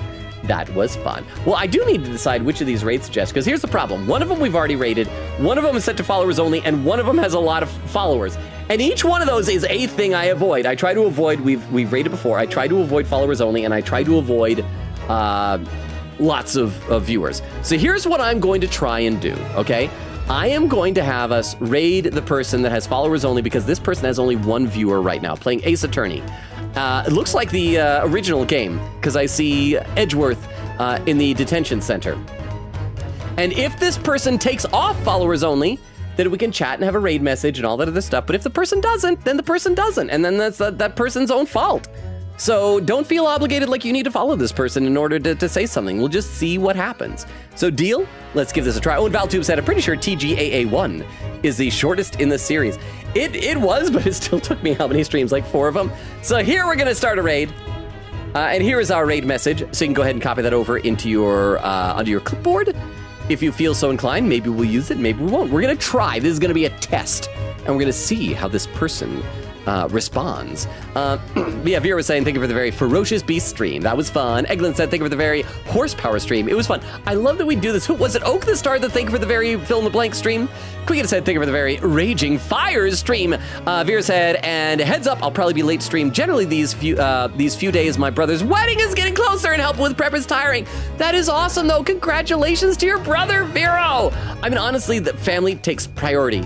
I hope we'll still get to see you, but yeah, no, you got your priorities straight. Vera said, been sleeping in a lot. Totally understandable. Vex said, thank you for the very possum stream, Longa. And Vera says, good night, friends. And over on YouTube, Valtube says, I didn't mean TGAA case one. I mean the whole first TGAA game. Okay, that I agree on, because we're whizzing through this. We're like over halfway through in record time. But anyway, first of all, yeah, so everyone on Twitch, Tuesdays, Thursdays, Fridays, and Sundays. No stream tomorrow. I'll post the schedule on Discord tomorrow. Tuesday's gonna be our next stream, probably gonna be Batman. Thursday, we'll pick up where we're leaving off here. Thank you everyone on Twitch for being here. I love and appreciate you all. The raid's about to start in just a few moments here. Have a wonderful Monday. Have a wonderful Memorial Day. See you on Tuesday, hopefully. Enjoy the raid. Bye, everybody on Twitch. Bye, everybody. Bye. Bye, bye, bye, bye, bye, bye, bye, bye. Bye, bye. Bye, bye.